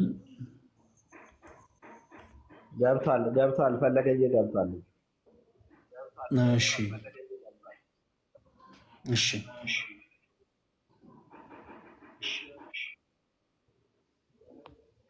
ሰላም ነው፣ እንዴት ነው? በጣም እንደው አንተን ለማግኘት የበላ ነው ፍዳ። እግዚአብሔርን ነው የምልህ። በጣም ትንሽ እንትን ብለን ነበረ፣ አንገብጋቢ ጉዳይ ኖሮ። አንተ አጠገብ የተከፈተ ላይፍ ካለ ዝጉት። ድምፅ ትንሽ ያስተጋባል። አይ ተዘግቷል። አሁን ዘግቼዋለሁ። አሁን አይሰማም? አሁን ጥሩ ነው። ዮሴፍ እንደምን አለ? እግዚአብሔር ይመስገን። ፈለገኝ እንዴት ነህ? እግዚአብሔር ይመስገን። ያው ወንድሜ ተሾመ ይባላል ጓደኛዬ፣ ረጅም ዓመት ጓደኛዬ ነው እና በጣም አንገብጋቢ ጉዳይ ገጥሞት ከዚህ በፊት ምናልባት በማህበራዊ ሚዲያ በጣም በመጥፎ የሚታይና የሚታወስ ልጅ ነበረ በማያውቀው ጉዳይ። ምናልባት ታሪኩን ራሱ ያጋራል። ግን ምናልባት በክርስትናው ሕይወት በጣም እንትን ብሎ ስለነበር ተቸግሮ ተጨንቆም ስለነበረ እናንተን ለማግኘት ያልከፈልኩት መስዋዕትነት የለም። እግዚአብሔር ፈቅዶ ቀኑ ዛሬ ሆኖ ተገናኝተናል። በዛም ሀሳቤን የምገልጸው ነገር ይኖራል። ተሾመ ያወራና እንግዲህ የተከፈለው መስዋዕትነት ለድህነት ስለሆነ ያለውን ሀሳቡን ይናገርና እኔም እቀጥላለሁ፣ እንነጋገራለን። እሺ እሺ፣ መልካም ችግር የለውም። ግን ምን እናደርጋለን? አጠር ያለ ሰዓት ነው። እሺ አጠር ያለ ሰዓት ነው የምንጠቀመው። ለምን? በጣም ብዙ ሰዎች ገስ ላይ ስላሉ ለእነሱ እድል እንድንሰጥ አጠር አጠር ያለ ሰዓት እንጠቀምና ያው ቶሎ ቶሎ እያለ ሌሎች ሰዎች እድል እንሰጣለን። ተሾመ እንኳን ደህና መጣ። እግዚአብሔር ይመስገን። ፈለገዬ እንዴት ነህ? እግዚአብሔር ይመስገን ያለው እግዚአብሔር ይመስገን። የእውነት በጣም ዛሬ ትልቅ ደስታ ነው የተሰማኝ። የእውነት ሁልጊዜ ብዙ ጊዜ አይካለው በቃ ቤት በኩል እንደማገኝ ግራ ስለገባኝ ብቻ ነው። የእውነት እግዚአብሔርን ዛሬ በእውነት በጣም ነው የማመሰግነው። የእውነት ተንበርክኬ ነው የማመሰግነው። ምክንያቱም አልችልም፣ ግን ያው እግሬን ግን ቢሆንም ሳላቅም እግዚአብሔር እውነት ቀኑ ደርሶን የሆነው እና በጣም ነው የማመሰግነው። ስላገኘሁ ደስ ብሎኛል እጅግ በጣም እና ያው እንዳልከው ጊዜ የለክም፣ ያው ብዙ ሰው ስላለ አጥር አድርጌ ያለሁበትን ነገር ልንገርክ። የተፈጠረው ነገር ያው መጀመሪያ ያው በማህበራዊ ሚዲያ ነው ህይወቴ የተመሰቃቀለው እና መጀመሪያ ላይ የነበርኩበት ሀገር ሐዋሳ አካባቢ ነበርና ከዛ ተነስቼ ወደ አዲስ አበባ ያው አንዳንድ በህይወት ክስረት ውስጥ ገባሁና ወደ አዲስ አበባ ለመሄድ በመገደድበት ሰዓት አንድ በሚዲያ ስራ እንሰጣለን የሚል ስራ እንትን የደረሰኝና ያንን ነገር እንትን ለማድረግ በስልክ አወራኋቸው። እሺ ብለውኝ ያንን ነገር እንትን ላደርግ ሞከርኩኝ፣ ላናገራቸው ሞከርኩኝ። በቃ አዲስ አበባ ስትመጣ ደውልልን ብለውኝ ያው ሚዲያ ላይ ያገኘኋቸው ስልኩንም እና ይህንን ያው ሌላውም ሰው ትምህርት ይሆናል ብዬ ነው ይህንን ነገር የምነግራቸው። ምክንያቱም ማንም ሰው እንዳይሸወድ ነው በአሁኑ ሰዓት። እና ሄጄ ላገኛቸው ሞከርኩኝ። ባገኛቸው ሰዓት ስልክን የተቀበሉኝ እና አጋጣሚ ሆኖ ስልኬ ላይ የራሴ የሆነ ፐርሰናል ቪዲዮዎች ነበሩ፣ ማለት ፎቶዎች ምናምን ነበሩ ከየኔ ባለቤቴ እና ያንን ነገር ነው ከስልኬ ላይ የወሰዱት። ወስደው እኔ ባላወቅኩት መንገድ ነው ወስደው በቃ ስንደውልልህ ትመጣለህ በሚል ላኩኝ። ከዛ እኔም ስራ አገኘሁኝ ብዬ በቃ ኦንላይን ስራ ይሄ ሴልስ ምናምን የሚባል ስራ ትሰራለህ ያሉኝ። ይህንን ነው እኔ የተረዳሁት። እና ተረድቼ ቤት ገባሁ። ቤት ከገባሁ በኋላ ነው እንግዲህ ከ15 ቀን በኋላ ስደውል ሳይ ስልካቸውን አይደውሉልኝም። ደውዬ ቼክ ሳረጋቸው የሚሉኝ ምንድን ነው የሆነ ቪዲዮ ፎቶ እንደወሰዱብኝና በዛ ሊያስፈራሩኝ እንደሞከሩ ነው የዛቱብኝ። በኋላም ያው ያንን ቪዲዮን እና ፎቶ እናጠፋለን ብር ታምጣ የሚል ወደ 300 ሺህ ብር ታመጣለህ የሚል ነገር ሲሉኝ እኔ የሰዓቱ ስራ ፈላጊ ነኝ። እንደዛ አይነት ብር ማገኝበት ሁኔታ ውስጥ አልነበርኩኝም። በጣም ግራ ገባኝ። ከዛ በኋላ ነው እንግዲህ ሌላ ቪዲዮ እንደገና ይህን ብር ማታመጣ ከሆነ ሌላ ቪዲዮ እኛ እንሰጣለን፣ ያንን ቪዲዮ ሰርተክ ከዛ እናጠፋለን የሚል ነገር አሉኝ። የላኩልኝ ቪዲዮ እኔ ምን እንደሆነም ነገሩን ስለማላቅ ሳላውቅ ሰራሁኝና ላኩላቸው። በኋላ ሁለቱን ቪዲዮ ይዘው እንደገና ሌላ 500 ሺህ ብር አምጣ በሚል ነው አስፈራርተውኝ ምንም ማላቅበት ጉዳይ ውስጥ ገባሁኝ። በቃ ወደኩኝ፣ ራሴን አላቅም። እንደገና ድጋሚ ሲያስፈራሩኝ በጣም ሳትኩኝ፣ ራሴን ወደኩ። በቃ ፓላራይዞን እንዳለ ሰውነቴ፣ ሙሉ ሰውነቴ በድንጋጤ ማለት ነው። እና ይሄ ከሆነ በኋላ ነው እንግዲህ ህይወቴ በጣም ምስቅልቅል ውስጥ የገባው። በቃ ይህንን በማስፈራራት በየቀኑ እያስፈራሩኝ ቀጠሉ። ከዛ በኋላ ነው ወደኩኝ። ያው ቤተሰብ ልጆች አሉኝ፣ ሁለት ልጆች፣ ባለቤቴም ነበረች። በዚህ ሁኔታ ውስጥ እያለሁኝ ያው ባለቤቴም ከአቅሟ በላይ ሲሆን እናቴ ተጠርታ ነው እንደገና ተመልሼ ወደ ሐዋሳ ልመጣ የቻልኩት። ወደ ሐዋሳ ስመጣ እናቴ በቅፍ ይዛ ነው የመጣችው፣ ተሸክማ ማለት ይቻላል። ያንን አድርጋ ወደ ቤት ይዛኝ መጣች። ቤት መጥቼ ረጅም ጊዜ ለ2 ዓመት ራሴን አላቅም ነበር። ራሴን ሳትኩኝ። በቃ ራሴን ስቼ ሙሉ ሰውነቴ ፓላራይዝ ሆነ፣ ከላይ ከእጄም እግሬም ሁሉ ነገር ይበቃ። ከዛን ያው ሕክምናም የተወሰነ አረኩኝ፣ ግን ምንም ለውጥ አላመጣም። ለ2 ዓመት አልጋ ላይ ነበርኩኝ። ለ2 ዓመት ሙሉ ማንንም ምንም አላቅም ነበር። አጋጣሚ ሆኖ ቤተሰቦቼ ደግሞ በሌላ እምነት ውስጥ ነበሩ ያሉት። እንደገና ሌላ ስህተት ነው የተፈጠረብኝ እንደገና። ምክንያቱም ይህንን ነገር አመለጥኩኝ ብዬ ስል እንደገና ደግሞ ወደዚህ ወደ ቤተሰብ ስመጣ ደግሞ የነበሩበት እምነት ሌላ እምነት ነው። ፕሮቴስታንት እምነት ውስጥ ነው ያሉት እነሱ ሁሉም፣ እናቴም ቤተሰቦቼ ሁሉ። በዚህ ሁኔታ ውስጥ ሆነው መጣው ስመጣ፣ ምክንያቱም መጀመሪያም ከዚህ ተጣልቼ የሄድኩት በዚህ የተነሳ ነው። ከእናቴ ጋር ለምን ሆንሽ በሚል ተጣልቼ ነበር የሄድኩት ወደ አዲስ አበባም ሲሄድ እና እንደገና ተመልሼ ስመጣ እነሱ ጋር ነኝ ያለሁት። ከእልም ከቅዠቴ ስነሳ ከዛ ከ2 ዓመት በኋላ ስነሳ እነሱ ጋር ነው ያለሁት። በኋላ አንገቴ ላይ ክር ተበጥሷል። ብዙ ነገር፣ ብዙ ታሪክ ተፈጥሯል። በቃ ይሄ ሁሉ ነገር ሆኖ አሁን ኦልሬዲ ወደ 5 ዓመት ሆኖኛል እዚህ ከተቀመጥኩ። የትም መሄድ አልቻልኩ። መጨረሻ ላይ ያው ትዳሬም ተበላሸ፣ ተበተነ። ባለቤቴም ወዴት እንደሄደች የማውቀው ነገር የለም። አንዷን ልጄ ብቻ አጠገቤ ነው ያለችው።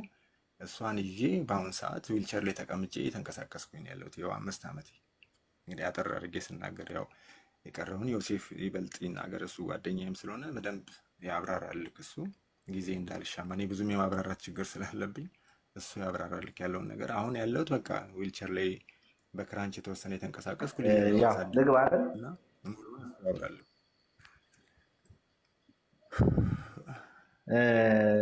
ያው ጉዳዩን በተወሰነ ደረጃ ተሼ አብራርቶታል። ምናልባት ግልጽ እንዲሆንላችሁ ቪዲዮ ከፐርሰናሉ ቪዲዮ በዘለለ እሱ እንትን ያለው ቪዲዮ ምንድነው የኢሉሚናቲ አምልኮ የሚያስፈጽሙበትን ስርዓት ነበረ። መስቀል ዘግዝቆ እንቁላሎችን አድርጎ የተወሰኑ ስርዓቶችን የሚያስፈጽም ቪዲዮ ነው እንዲልክለት ያዘዙት እና ያንን ቪዲዮ ልኮላቸው ከላከላቸው በኋላ ያንን ብር እንዲያመጣ ራሱ ሲያስገድዱት ያው እኔ ረጅም ዓመት ጓደኛዬ ነው፣ 15 ዓመት አካባቢ ጓደኛዬ ነው። ምንም የምናውቀው ነገር የለም። እሱ ማንንም ሳያማክረኝ ቪዲዮ ላከላቸው። ከዛ በኋላ ያ ቪዲዮ በማህበራዊ ሚዲያ ሲለቀቅ ነው ልጁ ፓራላይዝድ ነው። መጀመሪያ ቪዲዮን ላክልን ያሉት ከባለቤቱ ጋር የነበረውን ፐርሰናል ቪዲዮ ነው። ምናልባት እዚህ ሚዲያ ላይ እንደ ሃይማኖትም ፔጅ እንደመሆኑ መናገሩ አስፈላጊ አይደለም፣ ግን ፐርሰናል ቪዲዮ ከተባለ በቂ ነው። የኢሉሚናቲው ግን ምን ያህል ህይወቱን እንዳመሰቃቀለው ማወቅ የሚቻለው ያንን ካየ በኋላ ባለቤቱ ቤተሰቦች ጋር ነው ቪዲዮ የተላከው። መጀመሪያ ፐርሰናል ቪዲዮ ተላከ። ቀጥሎ ደግሞ የኢሉሚናቲው ቪዲዮ ሲለቀቅበት ልጁ ፓራላይዝድ ሆኖ ቤት ተቀመጠ። እንደነገራችሁ እናትየው ፕሮቴስታንት ነች። ልዩ ጩፋ ጋር ይዘው ሄዳለች። እንግዲህ ነፍሱን ሳያውቅ ማለት ነው። ከዛ በኋላ ዮናታን ጋር ሄዶ መልካም ወጣት ተምሯል። አልፎ ተርፎ በህይወቱ አሁን ላይ እየገጠመ ያለው ነገር ፈለገ እግዚአብሔር ነው ከህይወቱ ሊያስወጣው የሚችል በጣም ብዙ ኬዞች ገጥመውታል። ይሄ ነገር የገጠመው ነገር ምንድን ነው? እናቱ ፕሮቴስታንት ነች። ከሰዎች ጋር አስተባብረን የተወሰነ ጸበል ሊሄድ ወደ ጊዮርጊስ በርሜል ጊዮርጊስ ሊሄድ ሰዎች የፕሌን ቲኬት ሊሸፍኑለት ከዛ በኋላ ደግሞ ለምግብ እዛ ላለው ለተወሰነ ነገር ልጁንም ይዞ ሲሄድ ለምናምን ሰው እያፈላለግንበት ባለንበት ሰዓት ሰማች። ይሄን እንግዲህ ኢማጂን ልጁ እምቢ ብሎ ትቶ በስንት እንትን ጸሎት እንዲጀምር አድርጌ ውዳሴ ማርያም እንዲደግም በተቻለው መጠን መዝሙረ ዳዊትን እንዲደግም እየቻለ የማታው እያስተማርኩ እያስተባበርኩ እኔ በመንፈሳዊ ሕይወቴ ጠነክርኩ አይደለሁም እንደሱ ግን ምናልባት ቀጨኔ መድኃኔዓለምን ታውቀዋለህ እዛ ድቁና ተምሬያለሁ ያላገለገልኩበትም ብዙም አላገለገልኩበትም እንጂ ቀጨኔ መድኃኔዓለም ያደግኩ ልጅ ነኝ እዛም ሰንበት ትምህርት ቤት ፈለገ ሕይወት ሰንበት ትምህርት ቤት እዛ ነው ያደግኩትና ባለበት ሁኔታ አሁን በተወሰነ መሰረት እያስያዝኩት ባለበት ሁኔታ እንደናንተ ያለ ሰው የሚያበረታው የሚያጸናው በሃይማኖቱ እንዲበረታ አይዞ በርታ ጎበዝ የሚለው ሰው ያስፈልገዋል። የተከበበው እንዳለ ቤተሰቦች ሁሉ ፕሮቴስታንቶች ናቸው። እሱ ከዛች ቤት ላይ የተወሰኑ ጓደኞች አዋተው ትንሽ ሱቅ ከፍተውለት ጉሊት ይሸጣል። ጉሊት ማለት ድንሽ ከሰል ምናምን ቁጭ ብሎ እየሸጠ ልጁን እያሳደገ ነው። በዛ ብሎ እህት ወንድሞቹ በፕሮቴስታንት እምነት ወስደው ታግለው አልችል ሲለው እቤቱ ተቀመጠ። አንገቱ ላይ ማህተብ አረገ። የእመቤታችንን ስዕል ቤት ሲያስገባ ቸርች ሲቀር እናትየው 10 ሜትር 2 ሜትር በማይሞላ ቦታ ውስጥ እሱ ከፈተችበት እናቱ። ያንንም ችሎ ፈተና ነው ብሎ ተቀምጦ ጸበል ሊሄድ መሆኑን ስትሰማ ከቤት አስወጣዋለሁ ብላ ዝታ ከጸበል አስቀረችው። አሁን ባለበት ሐዋሳ መጥተህ የነበረ ሰዓት ቪዲዮዎችን ማይቼ አንተን ለማግኘት ብዙ ጣርን አልቻለም። ቢያንስ እዛ ሄደ አይተው ታበረታው ነበረ ታጸናው ነበረ። ጠርተውም ቢሆን ስላሴ ቤተክርስቲያን አለ ከጀርባና እባክህ እንደው ይሄንን ወንድም እባክህ አትርፍልኝ። በጣም ወደው ጓደኛዬ ነው። በሃይማኖቱ በጣም ተስፋ ቆርጦ እውነቴን ነው የምልህ ባለቤቱ ከታመመ በኋላ ነው ጥላው ሄደች። ሲታመም ስታይ ጥላው ሄደች። ጥላው ስትሄድ ጉሊት እየሸጠ ልጁን እዚህ አድርሷል። በመንፈሳዊነቱ ኢሉሚናቲ ቪዲዮ ሰርተውበት በዚህ አጋጣሚ ምንም የሚያገናኘው ነገር የለም ከሃይማኖት ጋር ዮኒ ማኛ ገብቶ የልጁን ሁኔታ ተረድቶ ይሄን ቪዲዮ የለቀቁትን ሰዎች ሳድስ ሚዲያ ታውቁት ይሆናል አጥፉ ይሄን ሚዲያ ፕሮሞሽን እየሰራችሁበት ነው። ልጁ ተጸጽቶ ይቅርታ ጠይቋል በይፋ። ስለዚህ አጥፉ ተብሎ ሌላ ፕሮሞሽን ይሰሩበት የነበረውን ቪዲዮ አስጠፍቶለታል ገብቶ። በዛውም ለሱ ማመስገን እንፈልጋለን እናመሰግናለን በዚህ ጉዳይ ላይ። አዘርዋይስ ግን ከዛ በኋላ ያለው በመንፈሳዊ ሕይወት ምንም ያገናኘው ስለነገር ስለሌለ ፊዮኒ ምክርን መቀበል አይችልም ሊመክረውም አይችልም ባለበት ደረጃ። ከዛ ወደ መንፈሳዊ ሕይወቱ ግን ወደ እናንተ መምጣት አለብን። መተናል። እንግዲህ እኔ ወንድሜ እንድታተርፍልኝ እፈልጋለሁ። ፈለገ በጣም ሰው ያስፈልገዋል። መንፈሳዊ አባት ያስፈልገዋል። በረጅም ዓመት ቅሟል። መጠጥ አያውቅም እንጂ ቅሟል። ብዙ ዓመት ቅሟል። ወደ እመቤቴ የተመለሰው አሁን እመቤቴን ይወዳታል። ልጁም እሷም ትወዷለች። በነገራችን ላይ የጴንጤ ቸርች ነው ልጁ የምትማር። እነሱ ሲዘምሩ ዘምሪ ሲሏት የእመቤቴ መዝሙር ካልሆነ አልዘምርም እያለች ነው የምትቀመጥ እዛ ቸርች ውስጥ። ምናልባት ይህን ስለተናገርኩም ሊያባሯት ይችላሉ ነገ ሰምተው። ግን ልጁ ነፃ ከወጣ ይበቃል። በቃ ተሾመ ነፃ ከወጣ ይበቃል። ይሄን ያህል መስዋዕትነት እየከፈለ ነው ልጁ። የቸርች ትምህርት ቤት ነው የምትማር። በነፃ ነው የሚያስተምሩለት። ዘምሪ ይሏታል። ስለ ሃይማኖት ይጠይቋታል። ኦርቶዶክስ ለምንሆንሽ ማህተብሽን በጥሽ እያሉ እያስቸገሯት እየተማረች ነው ያለችው። ላለው ነገር በመንፈሳዊ ሕይወቱ አበርታልኝ። በጣም ብዙ የፈለግንህ ለዚህ ነው። እንግዲህ ይሄ ነው ማለት የምፈልግ። የተሳሳትኩት ነገር ካለ ይቅርታ ተሾመ። ግልጽ መናገር አለብህ አንተ። ኢሉሚናቲ ብለህ ተናገር። ድብስብስ አድርገህ አታሳልፍ። ምክንያቱም ሕይወትህን ያጣህበት ነገር ነው። ይሄንን ታውቃለህ፣ ትረዳለህ በስነ ስርዓት። ስለዚህ ይሄን ያለው እውነት ፈለገኝ። ኦኬ በጣም ነው የማመሰግነው ዮሴፍ። በጣም ትልቅ ስራን የሰራው። በዚህ አጋጣሚ ተሾመ በስላወቅኩ አንተንም እጅግ በጣም ደስ ብሎኛል። በጣም እዚህ ጉዳይ ላይ የአንድ ሰው ሀሳብ ብቻ በነገራችን ላይ በቂ አይደለም። በመጀመሪያ ደረጃ ይሄ መልእክት የሚደርሳችሁላችሁ ምናልባት እዚህ ውስጥ የምትኖሩ ሊሆን ይችላል። የህግ አካላት ከሁሉ በፊት የእናንተ እገዛ ያስፈልገዋል። ምክንያቱም እያንዳንዳችን በህይወታችን ላይ አደጋ የሚያደርሱ ወንጀለኞችን በህግ አግባብ ከሰን ያወራናቸውን ሪከርዶች፣ የተለያዩ ነገሮች በህግ አግባብ ወጥተው እነዛም ስልክ ቁጥሮች እነዛም የድምፅ ቅጂዎች በአጠቃላይ ባለቤት ስላላቸው ማለት ነው ባለቤቶቹ በህግ አግባብ ሊጠየቁ ይችላሉ። እና በቻላችሁት አቅም እባካችሁን ትዳሩን እስከሚያጣ ድረስ የገዛ ቤተሰቦቹን እስከሚያጣ ድረስ በማያውቃቸው ሰዎች ህይወቱ የተመሰቃቀለበትን ይህንን ሰው መርዳት የምትችሉ ሰዎች ካላችሁ በህግ አግባብ በልዑል እግዚአብሔር ስም እንድትረዱት እንጠይቃለን። ከዛ በመቀጠል ብዙ ጊዜ ሌላ ቦታ ፕሮሞት ይደረጋል። እኔ አሁን የሆነን ፕሮቴስታንት የሆነን ሰው ማናደድ ማብሸቅ ፈልጌ አይደለም። ወደ ኦርቶዶክስ ቤተክርስቲያን የእስልምና እምነት ተከታይ የሆነ ሰው ጸበል መጠመቅ ፈልጎ ሲመጣ ሂጃባችሁን አውልቁ፣ ጀለቢያችሁን አውልቁና ጣሉ የሚል አንድም ካህን፣ አንድም ዲያቆን፣ አንድም ምዕመን የለም። ለምን መሰላችሁ? እኛ ክርስቲያኖች በቤተ ክርስቲያናችን ውስጥ ስሙ የሚጠራው ስሙ ከስም ሁሉ በላይ የሆነው ክርስቶስ ኢየሱስ እንኳን ጨርቅን አይደለም ማንነትን እንደሚለውጥ ስለምናምን ማንንም ሰው እንዲህ አድርግ ብለን አናስጨንቅም። ኦርቶዶክሳውያን እዛኛው ቤት እንዲህ እንደሚደረግ ግልጽ ነው፣ እሙን ነው። ፕሊስ እባካችሁ እንደዚህ የምታደርጉ ፕሮቴስታንት የሆናችሁ እህት ወንድሞች፣ እንደዚህ የምታደርጉን ያልኩት እባካችሁ በሰው ህይወት አትቀልዱ። ማኅተብን በጥስ፣ አለበለዚያ ትራባለህ፣ አለበለዚያ ትጠማለህ፣ አለበለዚያ እንዲህ እናደርግብሃለን፣ ከቤት እናባረርሃለን፣ አለበለዚያ እንዲህ አይነት ነገር እንዘጋብሃለን የምትሉ እባካችሁ እንደዚህ አታደርጉ። ማንም ሰው ሊያደርግ አይገባም እንደዚህ አይነት ነገር። ኦርቶዶክስ የሆናችሁ ሰዎች እንደዚህ የምታደርጉ ካላችሁ እንደዚህ አታደርጉ ፕሊስ። የሆነ ሰው ፕሮቴስታንት ሊሆን ሲል ከቤት እናስወጣሃለን፣ ይሄን የምትበለውን ነገር እናቆማለን፣ እናግድብሃለን፣ የሆነ ነገር ጨቀኑን ጨለማ እናደርግብሃለን ምናምን አትበሉ ባካችሁ ፕሊስ አትበሉ። እንደዚህ የምትሉ ሰዎች ካላችሁ እንደዚህ አትበሉ። ሰዎችን ቤት እንዲያድሩ በመፍቀድ የዕለት እንጀራቸውን በመስጠት አይደለም፣ በክርስቶስ ኢየሱስ እንዲያምኑ የምናደርገው። ሐዋርያት እንደሰበኩት ብርና ወርቅ ሳይዙ ሐዋርያት በዓለም ሁሉ ዞሮ የክርስቶስ ኢየሱስን ወንጌል ሰብከዋል። ስለዚህ እኛም ክርስቶስን የምንሰብክ ሰዎች ከማቴሪያል ወጥተን ቃሉ ላይ ፎከስ ብናደርግ መልካም። ተሺ ወንድማችን የሆነውን ነገር ሁላችሁም ሰምታችኋል። የተፈጠረው ነገር እጅግ በጣም ስላስደነገጠው ሰውነቱ ፓራላይዝ እስከመሆን ድረስ ደርሷል። ፓራላይዝ እስከመሆን ድረስ ደርሷል። አንዲት ሴት ልጅ ብቻ ነች ያለችው። ይሄንን ወንድማችንን ልንረዳው አይገባም? ክርስቲያኖች ልንረዳው ይገባል። በመጀመሪያ ደረጃ ተሺ በቻልኩ አቅም እኔ በእምነትህ እንድትጸና እጅግ በጣም በጣም በጣም በጣም እመክራለሁ። ሲቀጥል ሰው እንደ እምነቱ ይፈወሳል። ሰው እንደ እምነቱ ፈውስን ያገኛል።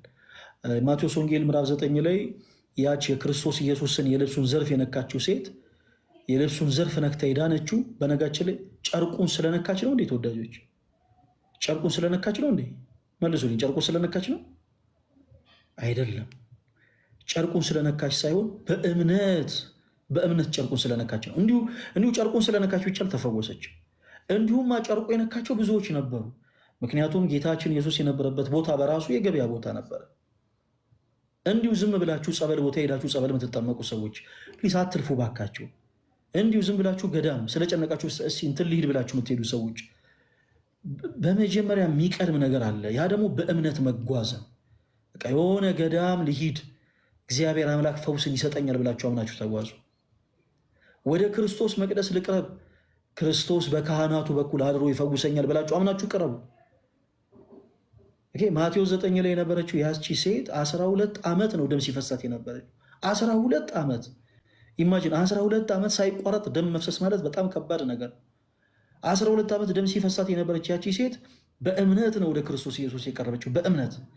እናም የቀሚሱን ጫፍ ነካች፣ የልብሱን ዘርፍ በነካች ጊዜ ክርስቶስ ኃይል ከኔ ወጥቷል አለ። እናም ወደ እርሷ ዘወር ብሎ በጣም ደስ የሚል ቃልን ተናገራት። ልጄ ሆይ እምነትሽ አድኖሻል አላት። እምነትሽ ምን ብሎሻል? እምነትሽ አድኖሻል።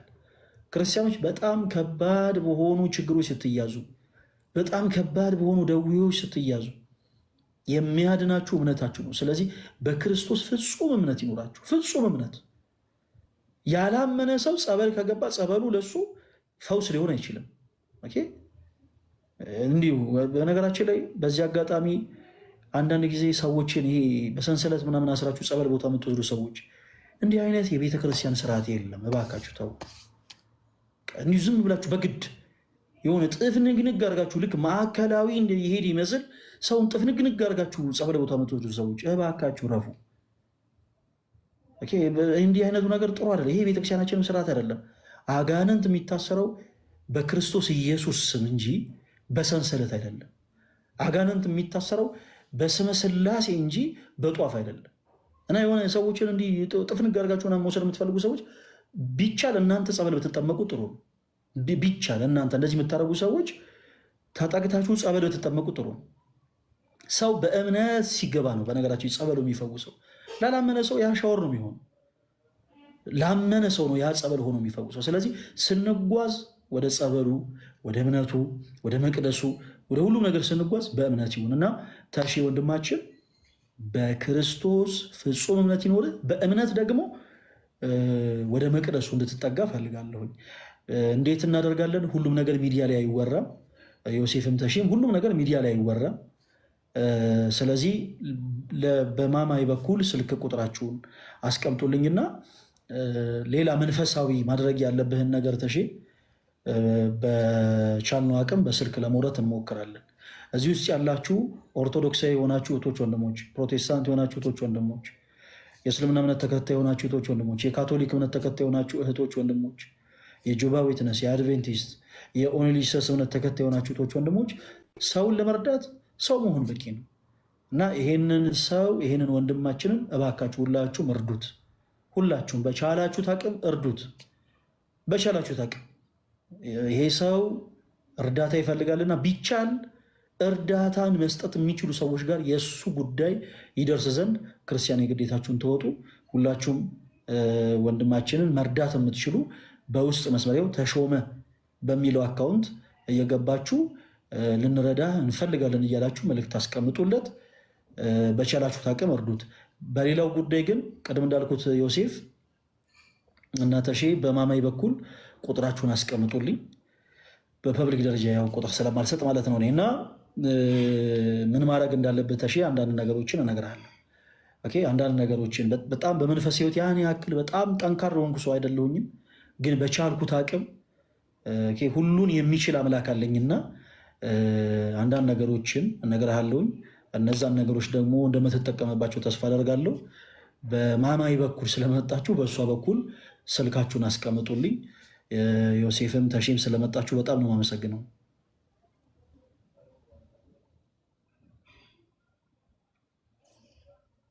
ማይካችሁ ሚት ነው። እሺ ፈለገዬ እጅግ አድርጌ ነው የማመሰግን። እኔም ላለው ነገር እግዚአብሔር ይስጥልኝ። ምንም ልል አልችልም። አገልግሎት ዘመንህን እንግዲህ ያርዝምልን። ወጣት የመጣህ እንግዲህ ሐዋርያ ነህና ያው እኛም በመንፈሳዊ ነገር የጎለበትን የጠነከርን አይደለንም፣ እንበረታለን። ከዚህ በኋላ ባይሆን እግዚአብሔር በፈቀደ እንደነገርኩ ስልክን ለማማይ እናስቀምጣለን። ላለው ነገር አመሰግናለሁ። በጣም እጅግ አድርጌ ነው ማመሰግን። ማማይ ውስጥ አስቀምጥልሻለሁ ስልክሽን። ተሾመ የምታመሰግነው ካለ እንግዲህ አመስግናቸው። አመሰግናለሁ።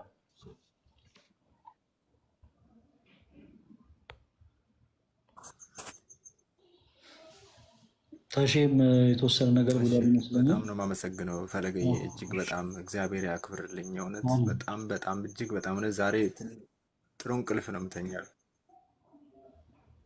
አሜን አሜን። ተሼ ይሰማል አይደል? እውነት ዛሬ ጥሩ እንቅልፍ ነው የምተኛው።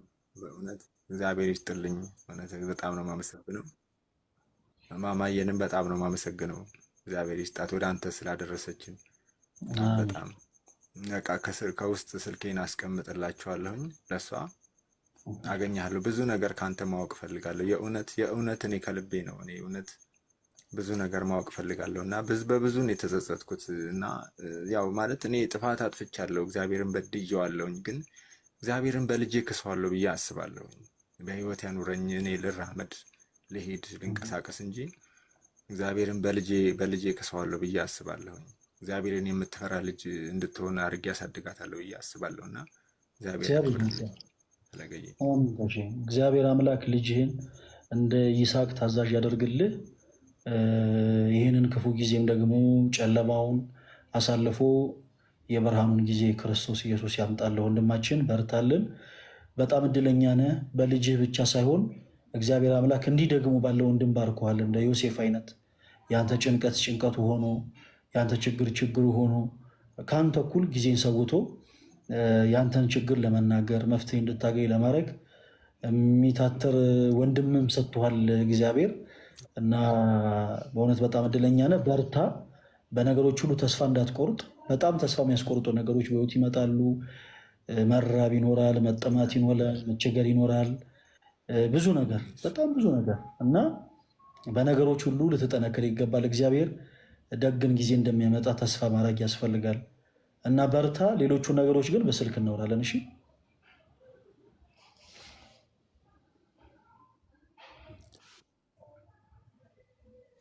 እሺ እሺ እሺ ፈለገኝ እሺ አስቀምጣለሁ ስልኬን። እሺ ሰላም ነው። ደህና ደሩ።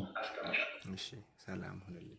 እሺ ደህና ደሩልኝ። አመሰግናለሁ። ማማዬም ፈለገም አመሰግናለሁ። ደህና ደሩልኝ። መልካም ጊዜ። አሜን አሜን።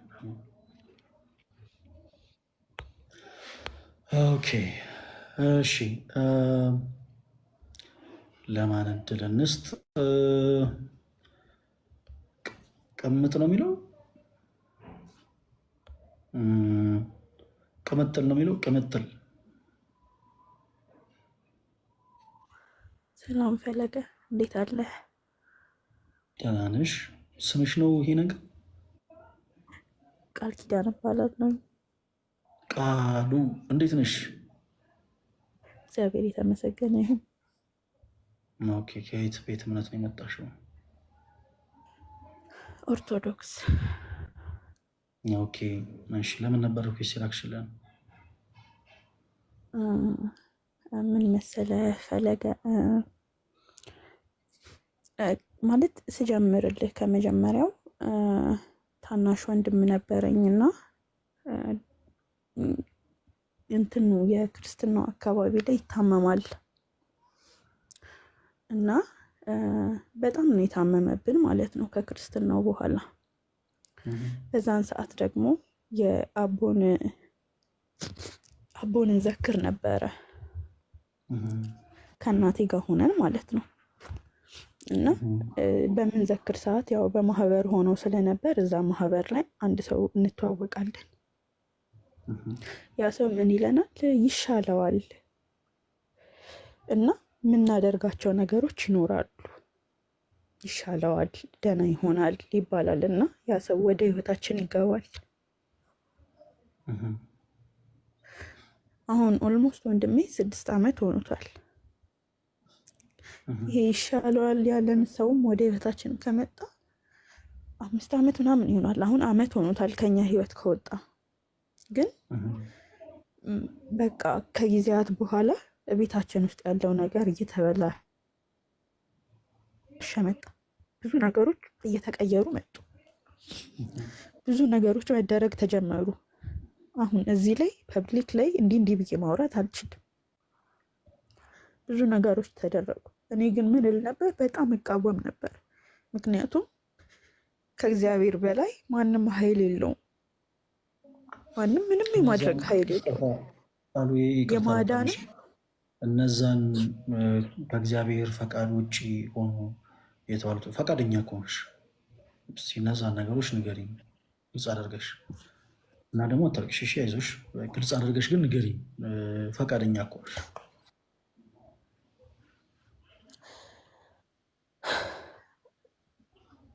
ምን መሰለክ፣ እንደዚህ በቡና አካባቢ ያሉ ነገሮች የሚደረጉ ነገሮች ብዙ ነገሮች ናቸው። እኔ ግን ምን እል ነበር? በቃ ከእግዚአብሔር በላይ ማንም ኃይል የለውም። እናቴም ግራ ገባት፣ ታውቃለህ?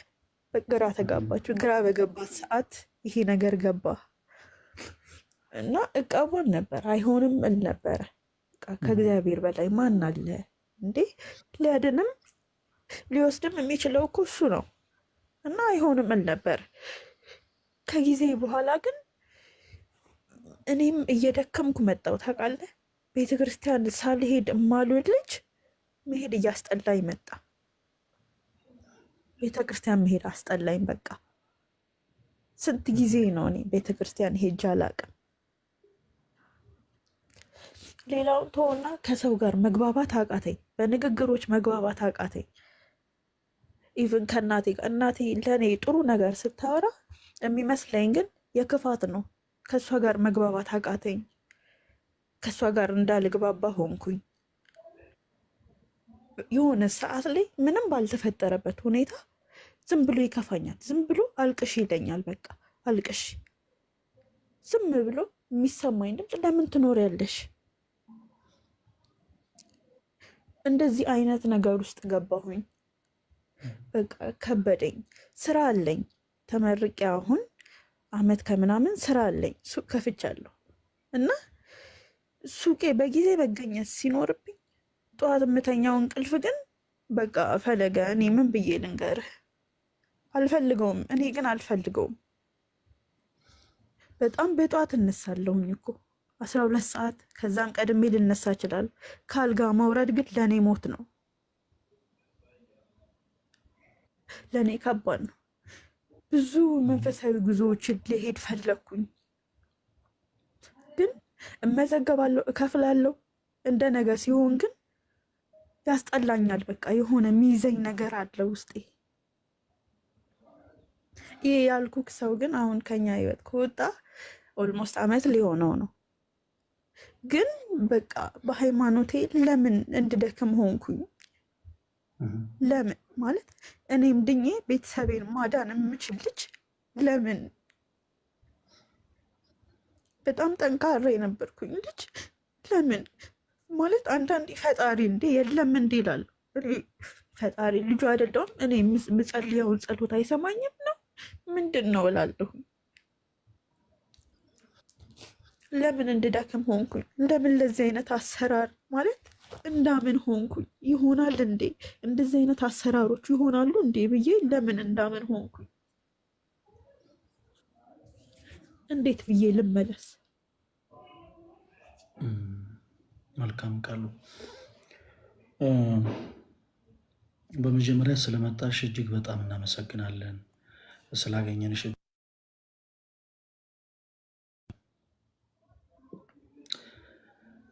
እንዲህ አይነቱ ነገር በጣም ብዙ ቤቶች ውስጥ አለ። በነገራችን ላይ በከባባድ ልምምዶች ውስጥ ያላችሁ ጭምር ኑ ያለን ስንጠራ የነበረው ለዛ ነው። በእንዲህ አይነቱ ነገርም በጣም ብዙ የተቸገሩ ብዙ ሰዎች አሉ። ቃሉ ማለት ይሄን እንዲህ አይነቱ ጉዳይ እናንተን ቤት ብቻ ያንኳኳ አይደለም። ብዙ ጊዜ ክርስቲያኖች እባካችሁ በጣም በብዙ ነገር ተስፋ ስንቆርጥ፣ ብዙ ነገር ሲጨልምብን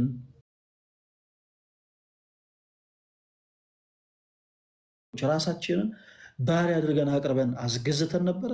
አዎ ሊሆን ይችላል። ከዛ ሀገር እንዴት እንውጣ? ኦኬ ዋት በንስሐ ህይወት መመለስ። በነገራችን ላይ ሰይጣን እንኳን የእናንተን ህይወት ፊክስ ሊያደርግ ይቅርና እንኳን በህመም በደዌ የተያዙ የቤተሰቦቻችሁን አካል ነፃ ሊያወጣ ይቅርና በእናንተ ላይ አንዳች ስልጣን የለውም። አንዳች ስልጣን። ክርስቲያኖች እባካችሁን አትሞኙ። እስፔሻሊ በዚህ ዘመን ወንጌል በሁሉም አቅጣጫ በሚሰበክበት በዚህ ዘመን እባካችሁ አትታለሉ። ልጄ ታማብኛለችና ፕሮቴስታንት ሁኑ የምትሉ ሰዎች እባካችሁን ተረጋጉ። ልጄ ታሞብኛልና የሆነ እንደው አንድ አዋቂ ያለ እሱ ጋር ሄጄ ልስገድ የምትሉ እንደው እናቴ አባቴ ታመዋል እና እነሱ ሊፈወሱ አልቻሉም እና የሆነ ባዕድ ነገር ላምልክ የምትሉ ሰዎች እባካችሁን ተረጋጉ። ራሳችሁን ለዲያብሎስ ቀንበር መልሳችሁ አታስገዙ።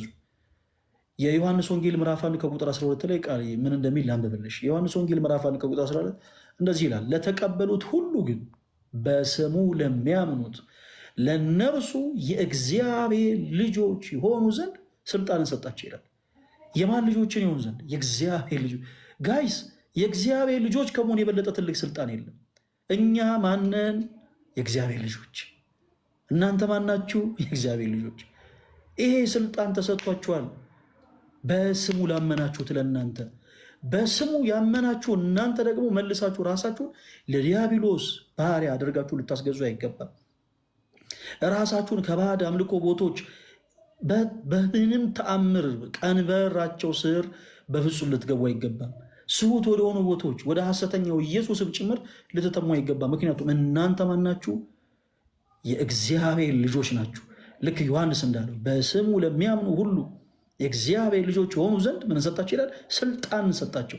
እናንተ ባለስልጣን ናችሁ፣ ባለስልጣኖች ናችሁ ክርስቲያኖች። እነ ኢያሱ በሰማይ ላይ ፀሐይን 5 ዓመት ያቆሙት ባለስልጣን ስለሆኑ፣ የነ ጴጥሮስ የነ ጳውሎስ ጥላ ድውያንን የፈወሰው ባለስልጣን ስለሆኑ ነው።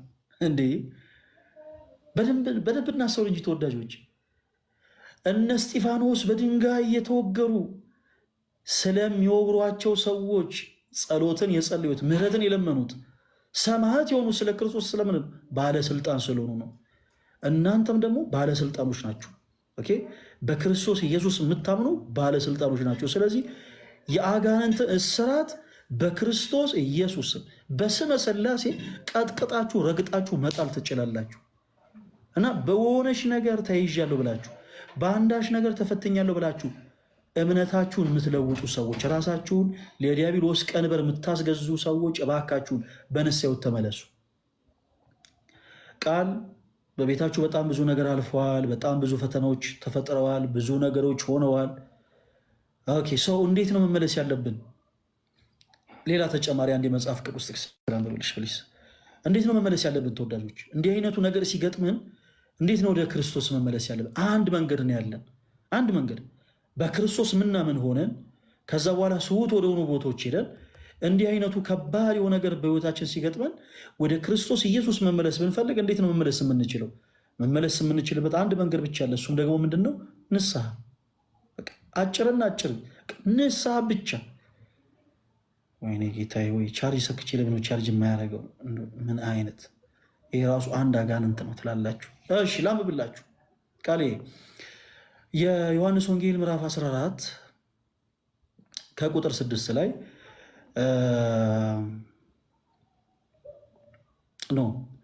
ይቅርታ 14 አይደለም 13 የዮሐንስ ወንጌል ምዕራፍ 13 ከቁጥር 6 ላይ እንደዚህ ይላል። ወደ ስምዖን ጴጥሮስም መጣ፣ እርሱም ጌታ ሆይ አንተ የኔን እግር ታጥባለህን? አለው። ጌታችን መድኃኒታችን ኢየሱስ ክርስቶስ ማበሻ ጨርቅን ወስዶ የሐዋርያትን እግር ሲያጥብ ስምዖን ጴጥሮስ አንተ የኔን እግር ታጥባለህን ብሎ ጠየቀ። ከዛስ ኢየሱስም መልሶ እኔ የማደርገውን አንተ አሁን አታውቅም፣ በኋላ ግን ታስተውላለህ አለው። ጴጥሮስም የእኔን እግር ለዘላለም አታጥብም አለው ይላል። ለዘላለም ምን አትልም? አታጥብም። ስለትትና ለጴጥሮስ ኢየሱስም ያላችሁ እህት ወንድሞች በደንብ አድርጋችሁ አዳምጡኝ። ያጣችሁትን ሰላም ዓለም ሊሰጣችሁ አይችልም። ቃል እናንተ ቤት የጠፋውን ሰላም ዓለም ሊሰጣችሁ አይችልም። እናንተ ቤት የጠፋውን ሰላም ሊሰጣችሁ የሚችለው የሰላሙ ንጉሥ ክርስቶስ ኢየሱስ ብቻ ነው። ይህን ያጣችሁትን ሰላም ልታገኙ የምትችሉት ደግሞ ከኃጢአት ድፋምነት ስሜት ታጥቦ በመንጻት ብቻ ነው። አይ የለም ይህንማ ነገር እንዴት ብዬ ለካህን እናገራለሁ ማለት የለባችሁም። ጴጥሮስ ጌታ ሆይ አንተማ የኔን እግር እንዴት ታጥባለህ እንዳለው ሁሉ እኛም ደግሞ ተነስተን ኃጢአታችን ልንናዘዝ ስንል ይህን ነገርማ እንዴት ለካህን እናገራለሁ፣ ይህን ነገርማ እንዴት ለካህን አወራለሁ ማለት የለብንም። ራሳችንን ለክርስቶስ ኢየሱስ አሳልፈን መስጠት አለብን፣ አጥቦ ያነጻን ዘንድ። ኦኬ። ስለዚህ አይንተ እግዚአብሔር በተባሉት ካህናት በኩል ሄደን ልክ ጌታችን ኢየሱስ ሲል እንደነበረው ራሳችሁን ሂዱና ለካህን ምን በሉ አሳዩ። ስለዚህ ቃል ይሄ ራሳችን ሄደን ለካህን እናሳይ፣ ለካህን እናሳይ፣ ወደ ቤተክርስቲያን እንቅረብ፣ ራሳችን ለካህን እናሳይ፣ በንስሐ ሕይወት እንመላለስ። ከዛ በኋላ ክርስቶስ ከኃጢአት ድፋምነት ስሜት አጥቦ ያነጻናል። ያ በቤታችን ነግሶ የነበረው የአጋንንት እስራት ክርስቶስ በስሙ ብቻ በጣሱ ይጥለዋል፣ በጣሱ ይጥለዋል። እናንተም ስመ ሥላሴን ጥሩ፣ ስመ ሥላሴ በጣሱ ይጥለዋል። የቅዱሳኑን ስም ጥሩ፣ የቅዱሳኑን ስም በጣሱ ይጥለዋል። ምክንያቱም የጻድቅ ሰው ጸሎት ምን ታደርጋለችና? ኧረ በሉት በደምብ የጻድቅ ሰው ጸሎት ምን ታደርጋለችና? ኃይልን ታደርጋለችና። ስለዚህ ቃል ከዚህ በፊት ብዙ ጥፋቶች ጠፍቷል ሊሆን ይችላል። ካለሽበት ከወደቅሽበት ከነበረው ስህተት ሁሉ አጥቦ ሊያነጻሽ የሚችለው ክርስቶስ ኢየሱስ ብቻ ስለሆነ ራስሽን ለካህን አሳይ፣ በንስሐ ሕይወት ተመላለሽ፣ እመኚ። ያኔ ዓለም የነጠቀሽን ሰላም ክርስቶስ ይሰጥሻል። በቤታችሁ የጠፋውን ሰላም ክርስቶስ ይመልሰዋል። ይህን ብቻ ልናደርግ ይገባል እና ቃል በቻልሽው አቅም በንስሐ ሕይወት ተመላለሽ። ካልሆነ በውስጥ መስመር መልእክት አስቀምጪልንና ባለሽበት አካባቢ ባለሽበት ቦታ ሊቀርብ የሚችሉ ካህንን ለማገናኘት እንሞክራለን። ግን አንዳንድ ጊዜ እኛን የግድ ማስቸገርም የለባችሁም። ባላችሁበት ደብር ቀርባችሁ ንስሐ ገብታችሁ በንስሐ ሕይወት ተመላልሳችሁ ቀኖናችሁን ወስዳችሁ ካላችሁበት የደፋምነት ስሜት ነፃ መውጣት ትችላላችሁ እና ቃል ከዚህ በፊት ብዙ ነገሮች ተፈጥረዋል። ስለዚህ ከዚህ በኋላ የምንራመደው እርምጃ የምን ህይወት ይሆናል? የንስሐ ህይወት። እስቲ ቃል የንስሐ ህይወት በይ እስቲ። የንስሐ ህይወት አለቀ። ስለዚህ ከዚህ በፊት ከወደቅንበት ማንነት፣ አንቺ ካጠፋሽው ጥፋት፣ በቤት ውስጥ ከጠፋው ጥፋት፣ ሁላችሁ ጋር ከነበረው ስህተት ሁሉ ከእንደገና ዳግም አጥቦ ሊያነጻን የሚችለው ክርስቶስ ኢየሱስ ነውና ምን አይነትን መንገድ መጓዝ አለብን? ምን አይነትን ህይወት? ቃሌ ሲደግምሽ ወይ የንስሐን ህይወት መከተል አለብን። አንቺ ጎበዝ ተማሪውን ልጅ ስለዚህ እንዳትረሺ። ቀጣይ ኔክስት ዊክ አርብ ሁለተኛው ዙር የኦርቶዶክስ የመልካም ወጣት መርሃ ግብራችንም ላይ አንቺንም ጭምር ኤክስፔክት እናደርግ። እስካሁን የቀጠርናት አንዲት እህታችንን ነው። አንቺንም ኤክስፔክት እናደርግሻለን። አንቺም እንዳትቀሪ ያሉትን ነገሮች ከዛ በኋላ ደግሞ እናወራለን። እሺ፣ የተለወጡ ነገሮች፣ የተራመድሻቸውን እርምጃዎች፣ ሁሉን ነገር በደንብ አድርገን እናወራለን። እግዚአብሔር አምላክ ከአንቺ ጋር ይሁን።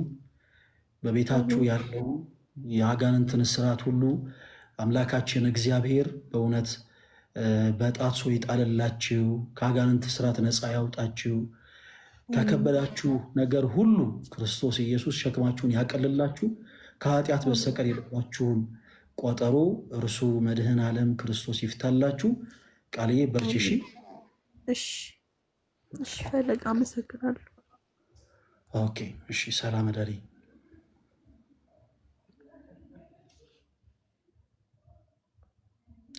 ኦኬ የኔ ተወዳጆች ዛሬ እጅግ በጣም ደስ የሚል ጊዜ ነበረን። ለምን እንደሆነ አላውቅም። እንግዲህ መብራት አለ። በነገራችን ላይ እኔ የምኖርበት ቤት መብራት ጠፍቶ ከሰፈሬ እያንዳንድሽ ሁልሽም አድምጪ፣ ከሰፈሬ የአራት ታክሲ መንገድ ተጉዤ ነው መጥቼ ሰው ቤት ነው ላይቭ የገባሁት። ሰው ቤት ስለ እውነት ነው የምላችሁ። እና እዚህም ደግሞ ሪንግ ላይት ላይ ሰክቼ እንግዲህ ላይቭ ለመግባት ሞከርኩኝ። ኦልሞስት አሁን ወደ 10% ደርሷል።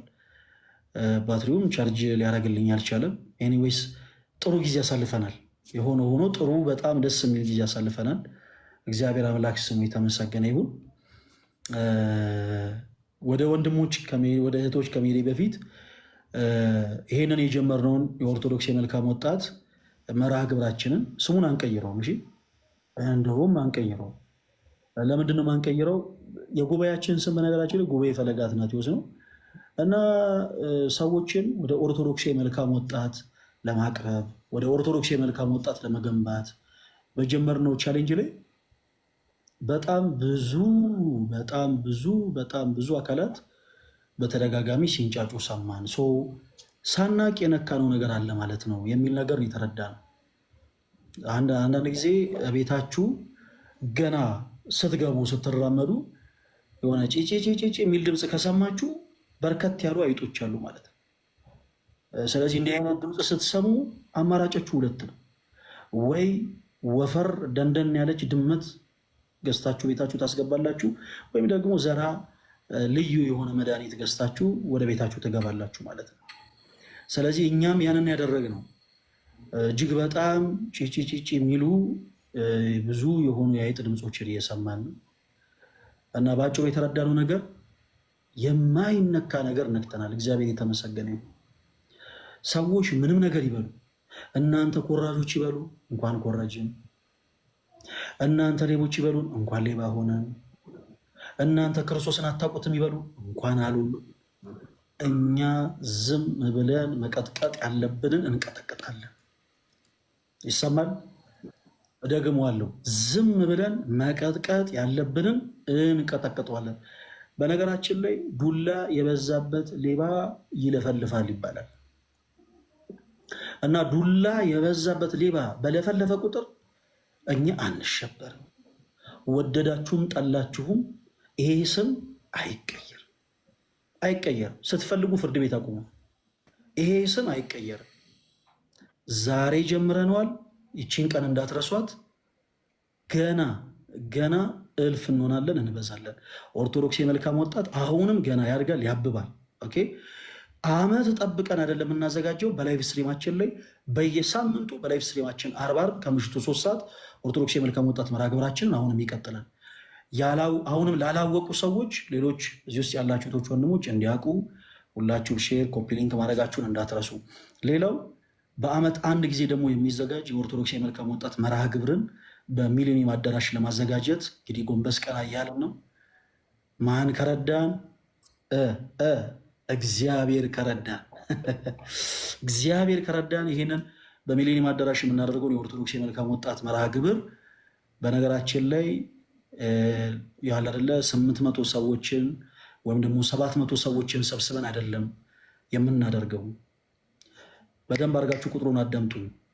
ከ20 እስከ 50 ሺህ ሰዎችን ነው ኢንቫይት የምናደርገው እና በሚሊኒየም አዳራሽ አይናችሁ እያየ የኦርቶዶክስ የመልካም ወጣት መርሃ ግብራችን እናዘጋጃለን። ይህንን ለማድረግ 4 ሚሊዮን ብር ያስፈልገናል እና የምታግዙ ሰዎች ካላችሁ እንድታግዙን በልዑል እግዚአብሔር ስም እንጠይቃለን። ስፔሻሊ በውጭ ዓለም የምትኖሩ እናንተ ትንሽ የምታደርጓት ነገር እዚህ ትልቅ ስራን ትሰራለች እና ፈለገ አትናቴዎስ ከውጭ በጣም ብዙ ገንዘብ ሰፖርት ይደረጋል። አዎ ሰፖርት እደረጋለሁ እና ሰፖርት ደግሞ ተደርጌ ይሄንን ጉባኤ አዘጋጅ እያሳያችኋለሁ እና ማገዝ የምችሉ ሰዎች ካላችሁ እገዛችሁ ያስፈልገናል። በውስጥ መስመር መልዕክት አስቀምጡልን ለማለት እወዳለሁ። እወዳችኋለሁ። ባትሪ ሳይዘጋ ቶሎ ቶሎ ለእናንተ እድል ልስጥ። ኑ እንኳን ደህና መጣሽ። እስኪ የሆነ ነገር በይኝ ፕሊዝ። እንኳን ደህና ቆያችሁ። እንዴት ናችሁላችሁ? ማማዬ፣ ናታን፣ ሄለን ሁላችሁም እዚህ ጋር ያላችሁ ሰዎች ሰላም እንደናንተ ይሆን። በጣም ደስ ብሎኛል እንደዚህ አይነት በጣም ብዙ ሰው ባለበት ፕሮግራም በመዘጋጀቱ እድል ላገኘ። አክቹዋሊ ብዙ የምናገረው ነገር የለኝም። ላይቭ ዘግቼ የመጣሁት አጋጣሚ ተኝቼ ቆየሁኝና በጊዜ መግባት አልቻልኩም። ይቅርታ ይደረግልኝ። እንግዲህ የዛሬ ሳምንት በጊዜ እንገናኛለን ብዬ አስባለሁ። ግድ ነው። የተማርነውን በልቦናችን ያስቀምጥልን። ወዳችኋለሁ። አሜን። ናቱ ዲያቆን ቃሉት ያሰማልን። እንዴት አሉ? በረከቶት ይደርብን። ወንድማችን ተጠምቀሃል? ግን ማለት ከተጠመቀ ሰው ጋር ስታወራ ያው ንግግር ወንድማችን ማማዬ አሁን እኔ ምንም አልሄድብሽም፣ ግን ችግር የለውም። እንዴት ናችሁ? ሰላም ብያለሁ፣ ሁላችሁም ሰላም ብያለሁ። አይ ቲንክ ባትሪም የለም ምናምን መሰለኝ። ከስርም ያላችሁ እንኳን አደረሳችሁ። ያው ሁሉ ተብሏል። እኔ አንድ መልእክት አለኝ። ክርስቲያኖች ከስር ያላችሁ የተባለው ምክር ስፔሻሊ ንስሐ ላይ ምናምን በጣም በቃ አሪፍ ነገር ነው የተባለው እና ሁላችሁም በልባችሁ ያዙት ያንን እና የአሁኑ እሁድ ቅዳሴ ማንም እንዳይቀር፣ የአሁኑ እሁድ ቅዳሴ ማንም እንዳይቀር። አራዳ ማለት ያው የሚያስቀድስ ነው። እናም ቅዳሴ መሄድ ብቻም ሳይሆን ደግሞ ለስጋው ደግሞ በጣም መፋጠር መቻል አለብን ሁላችንም ምናምን። ያንን ያዙ። ንስሐው እንዳለ ሆኖ ማለት ነው። ብዙም በድፍረት ሳይሆን ያው ያውቃሉ ክርስቲያኖች ለነገሩ እና ይሄን ለመናገር ነው። በቃ ሰውየው ዲያቆን አመሰግናለሁ። እኔንም አስታውሱኝ። የአሁኑ እሁድ ሰሚት ጊዮርጊስ ቤተክርስቲያን ጉባኤ ያለ እና እዛ እንዳትቀሩ እሺ። አዲስ አበባ ያላችሁ እህቶች ወንድሞች፣ ሰሚት ጊዮርጊስ ቤተክርስቲያን ሁላችሁም እንዳትቀሩ።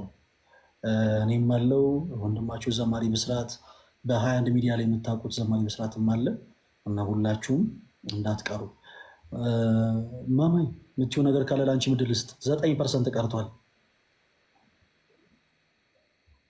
እሺ፣ በጣም ነው የምናመሰግነው። ኑሃሚ ሰላም ላንቺ ይሁን። ሄለን ምናምን ሁላችሁም ሰላም ብያለሁ።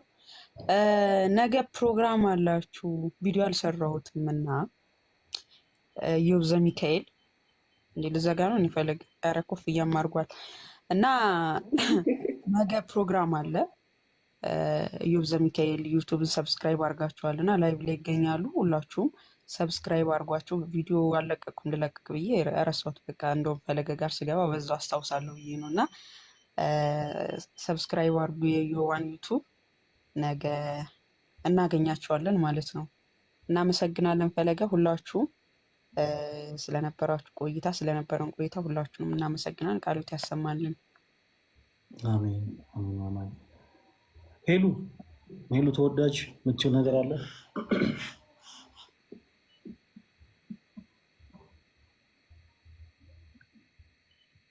አይ እኔ ምንም የምለው ነገር የለኝም። በዚህ አጋጣሚ አካውንቴ ስለተመታ ኮፒ ሊንክ ያድርጉልኝ። 57,000 ህብረተሰብ ይታየኛል።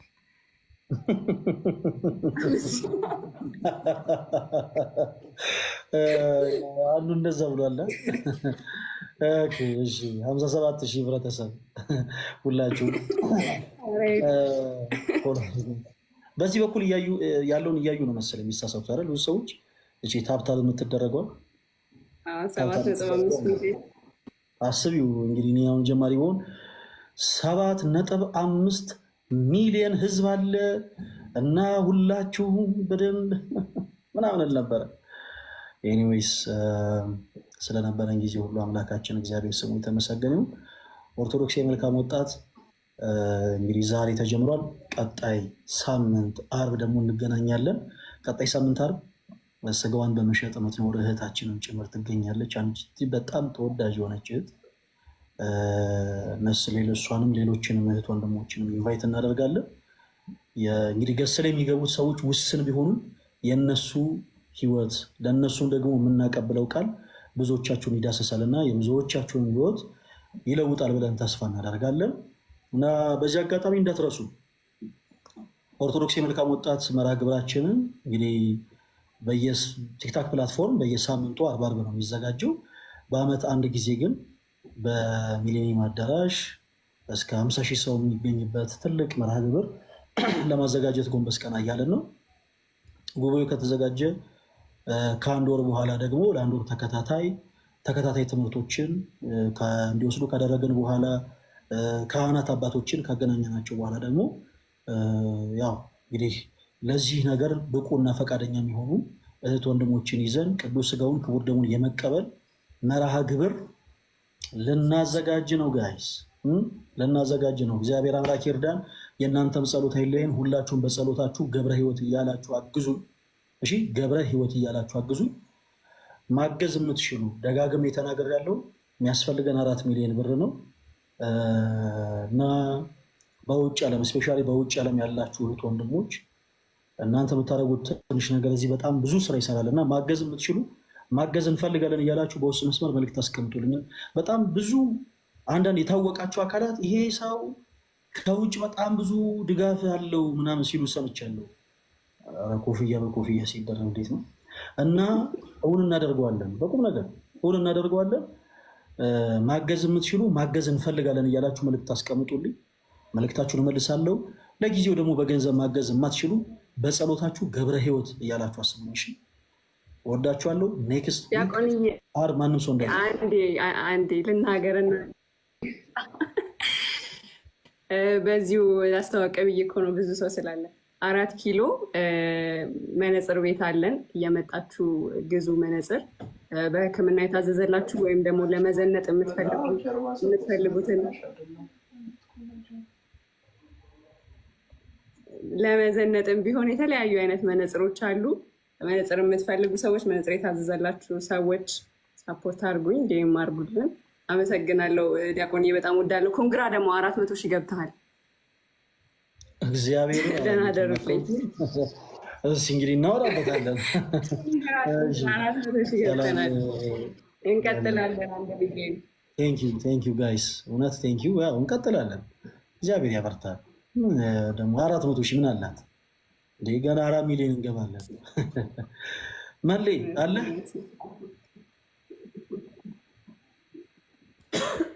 ዲያቆንዬ፣ ሰላም ብያለሁ። የኔ አባት ሰላም ብያለሁ። እንዴት አለ? እግዚአብሔር ይመስገን አለን። ዛሬ በጣም ደስ ይል ነበረ። ያው እንግዲህ እንዲቀጥል ብቻ ነው ጸሎት የምናደርገው፣ እንዳይቆም ይሄ ነገር በምንም ታምር ያው እንግዲህ ቀጥለን ከዚህ በላይ እየተማርን ቤተክርስቲያንን አውቀን ያው ኦርቶዶክሳዊ ወጣት ስንባል ማተብ አድርጎ ከመዞር የዘለለ እውቀት እንዲኖረን እንግዲህ እንዲህ አይነት ፕሮግራሞች በጣም ወሳኝነት አላቸው። እግዚአብሔር ያብርታ። እናንተን በጸሎታችሁ አስቡን። መሌ እንግዲህ ኔክስት ዊክ ሌላ ደግሞ አሪፍ የሆነ ማስታወቂያ ኤክስፔክት እናደርጋለን። ምንም ችግር የለውም። እኔ ያው ሁሌ ስታንድ ባይ ነኝ። እዚህ ሺህ ህዝብ ፊት ቃል አታስገባኝ፣ ግን እኔ እግዚአብሔር በፈቀደ መልኩ ሁሌም ከቤተ ክርስቲያን ጎን መቼም አንተን አይደለም ባይዘው ያገለገልኩ ያለሁት እስከሚገባኝ ድረስ በቃ እንደ አቅሜ እንግዲህ ሳይገባኝ ከአንተ የበለጠ ፎሎወር አለኝ። ሳይገባኝ ነው በነገራችን ላይ ሞራል መንካት እንዴ! አረ ምን እየተካሄደ ነው ጎበዝ? እና ያው አንዳንዴ ተገልብጦ ይሄ 600 ሺህ አንተ ጋር መጥቶ 1 ሚሊዮን ብትገባለን ብዙ ሰው ጋር ደርሰ ያው ብዙ የጠፉ በጎችን ወደ ቤተክርስቲያን እንዲጨመሩ ስለምታደርግልን እናመሰግናለን። እግዚአብሔር ጸጋውን ያብዛል። ሌላ ምንም አይባልም። አሜን አሜን። መልዬ ሁላችሁንም በጣም ነው የማመሰግነው ጋይስ። እንግዲህ ባትሪ ዘጋ 6% የቀረው ሳልፈልግ ነው ላይቬን የምዘጋው። እንደዚህ ቶሎ አንዘጋም። እሺ ኔክስት ዊክ ለብዙዎቻችሁ እድል እንሰጣለን። ለብዙዎቻችሁ እንድታወሩ ከኛ ጋር እንድትወያዩ እድል እንሰጣለን እና ቀጣይ ሳምንት ዓርብ ማታ 3 ሰዓት ማንም ሰው እንዳይቀር በናፍቆትና በጉጉት የምንጠብቀው ቀን ይሆናል። ዛሬ በእውነት ሁላችሁም በደንብ መልእክቱ ለብዙዎች እንዲዳረስ በደንብ ሼር፣ በደንብ ኮፒ ሊንክ ታደርጉ ስለነበር እጅግ በጣም አድርጌ ነው የማመሰግነው። የጌታችን የአምላካችን የመድኃኒታችን የኢየሱስ ክርስቶስ ጸጋና ሰላም ከሁላችሁ ጋር ይሁን። እወዳችኋለሁ። ሰላም አዳሩልኝ።